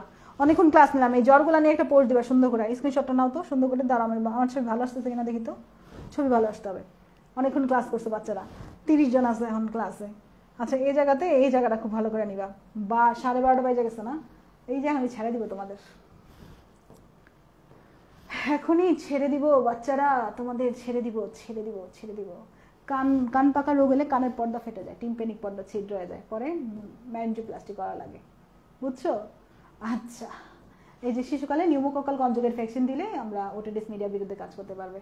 তারপরে অ্যান্টিহিস্টামিন জাতীয় ওষুধে, ঠান্ডা লাগলে অ্যান্টিহিস্টামিন দেয় না, জ্বর আসলে প্যারাসিটামল দেয়।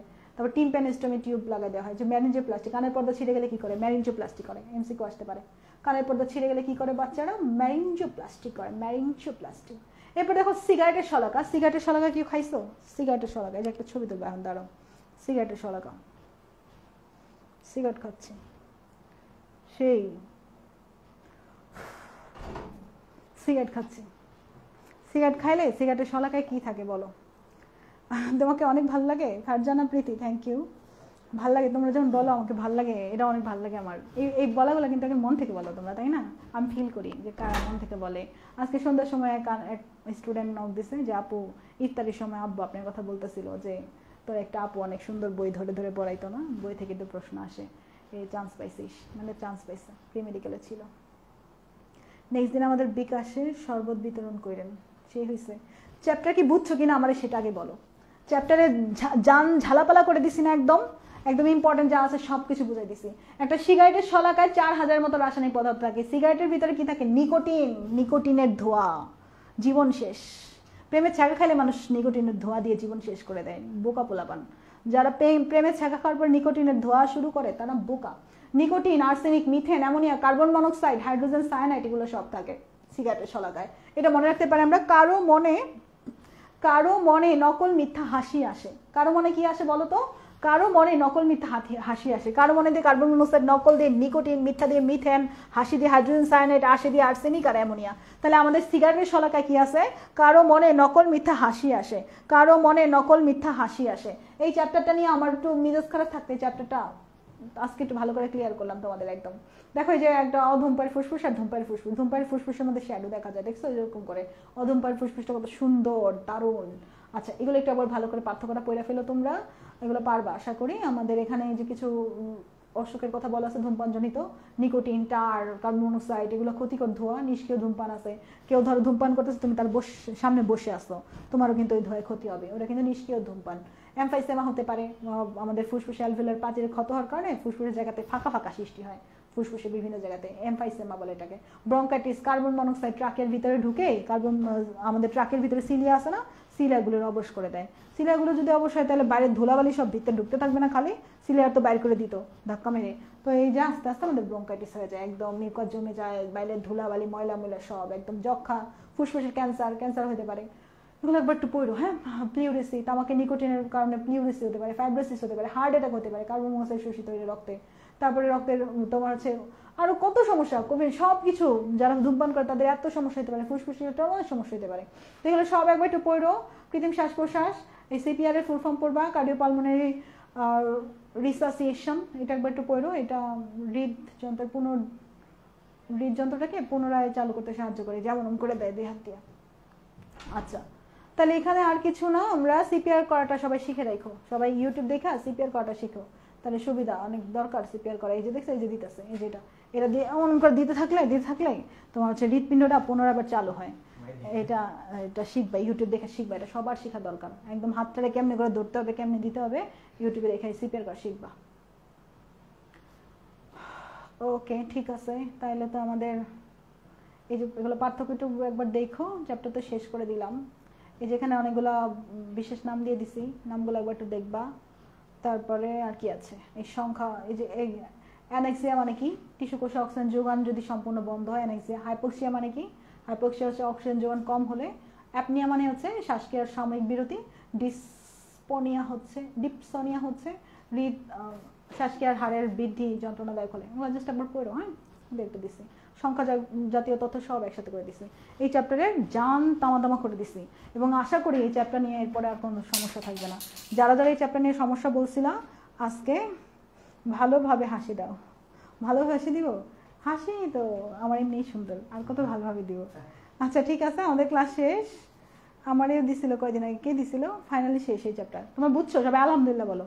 এই 30 জনের 30টা আলহামদুলিল্লাহ বললে আমার সব হবে, বুঝছো। এমনিতে তো আল্লাহর নাম নিতে পারতেছি না, রমজান মাস, তত সন্তুষ্ট না আর কি আল্লাহর নাম নিয়ে। আর অনেক বেশি আল্লাহকে ডাকা উচিত, টাইমই তো পাই না দুনিয়া করতে করতে। সবাই একটু আলহামদুলিল্লাহ বলো তো, 2বার করে আলহামদুলিল্লাহ বলো সবাই। ক্লাস যারা বুঝছো, যারা ইসলাম ধর্মের, সবাই একটা আলহামদুলিল্লাহ বলো, একবার করে বললেই হয়েছে। সবাই মন থেকে একবার বললেই হয়েছে। সবাই বুঝছো ক্লাস? আচ্ছা, অনেকক্ষণ বকবক করলাম, দেখছো আমার ভয়েসের কি অবস্থা। এই এই ক্লাস চলাকালীন সময় কি আমি অফ ছিলাম? ছিলাম না। আমি খাইছি? খাই নাই। আমি কি বসছি? বসি নাই। টানা দাঁড়ায় আছি, আর কথা তো চলতেই আছে, মানে ট্যাব ছেড়ে দিছে, একটা রেকর্ডিং চলতেছে। এটা কিন্তু living body, not tap recorder, জড় পদার্থ না। আচ্ছা, সবাই বুঝছো? হ্যাঁ, এটা দিবা, কি বলে, রিভিউ দিবা মেডিকেল আউটরিচ গ্রুপে, যে আজকে শ্বসন চ্যাপ্টারটা তোমাদের কিরকম লেগেছে। আচ্ছা, ঠিক আছে।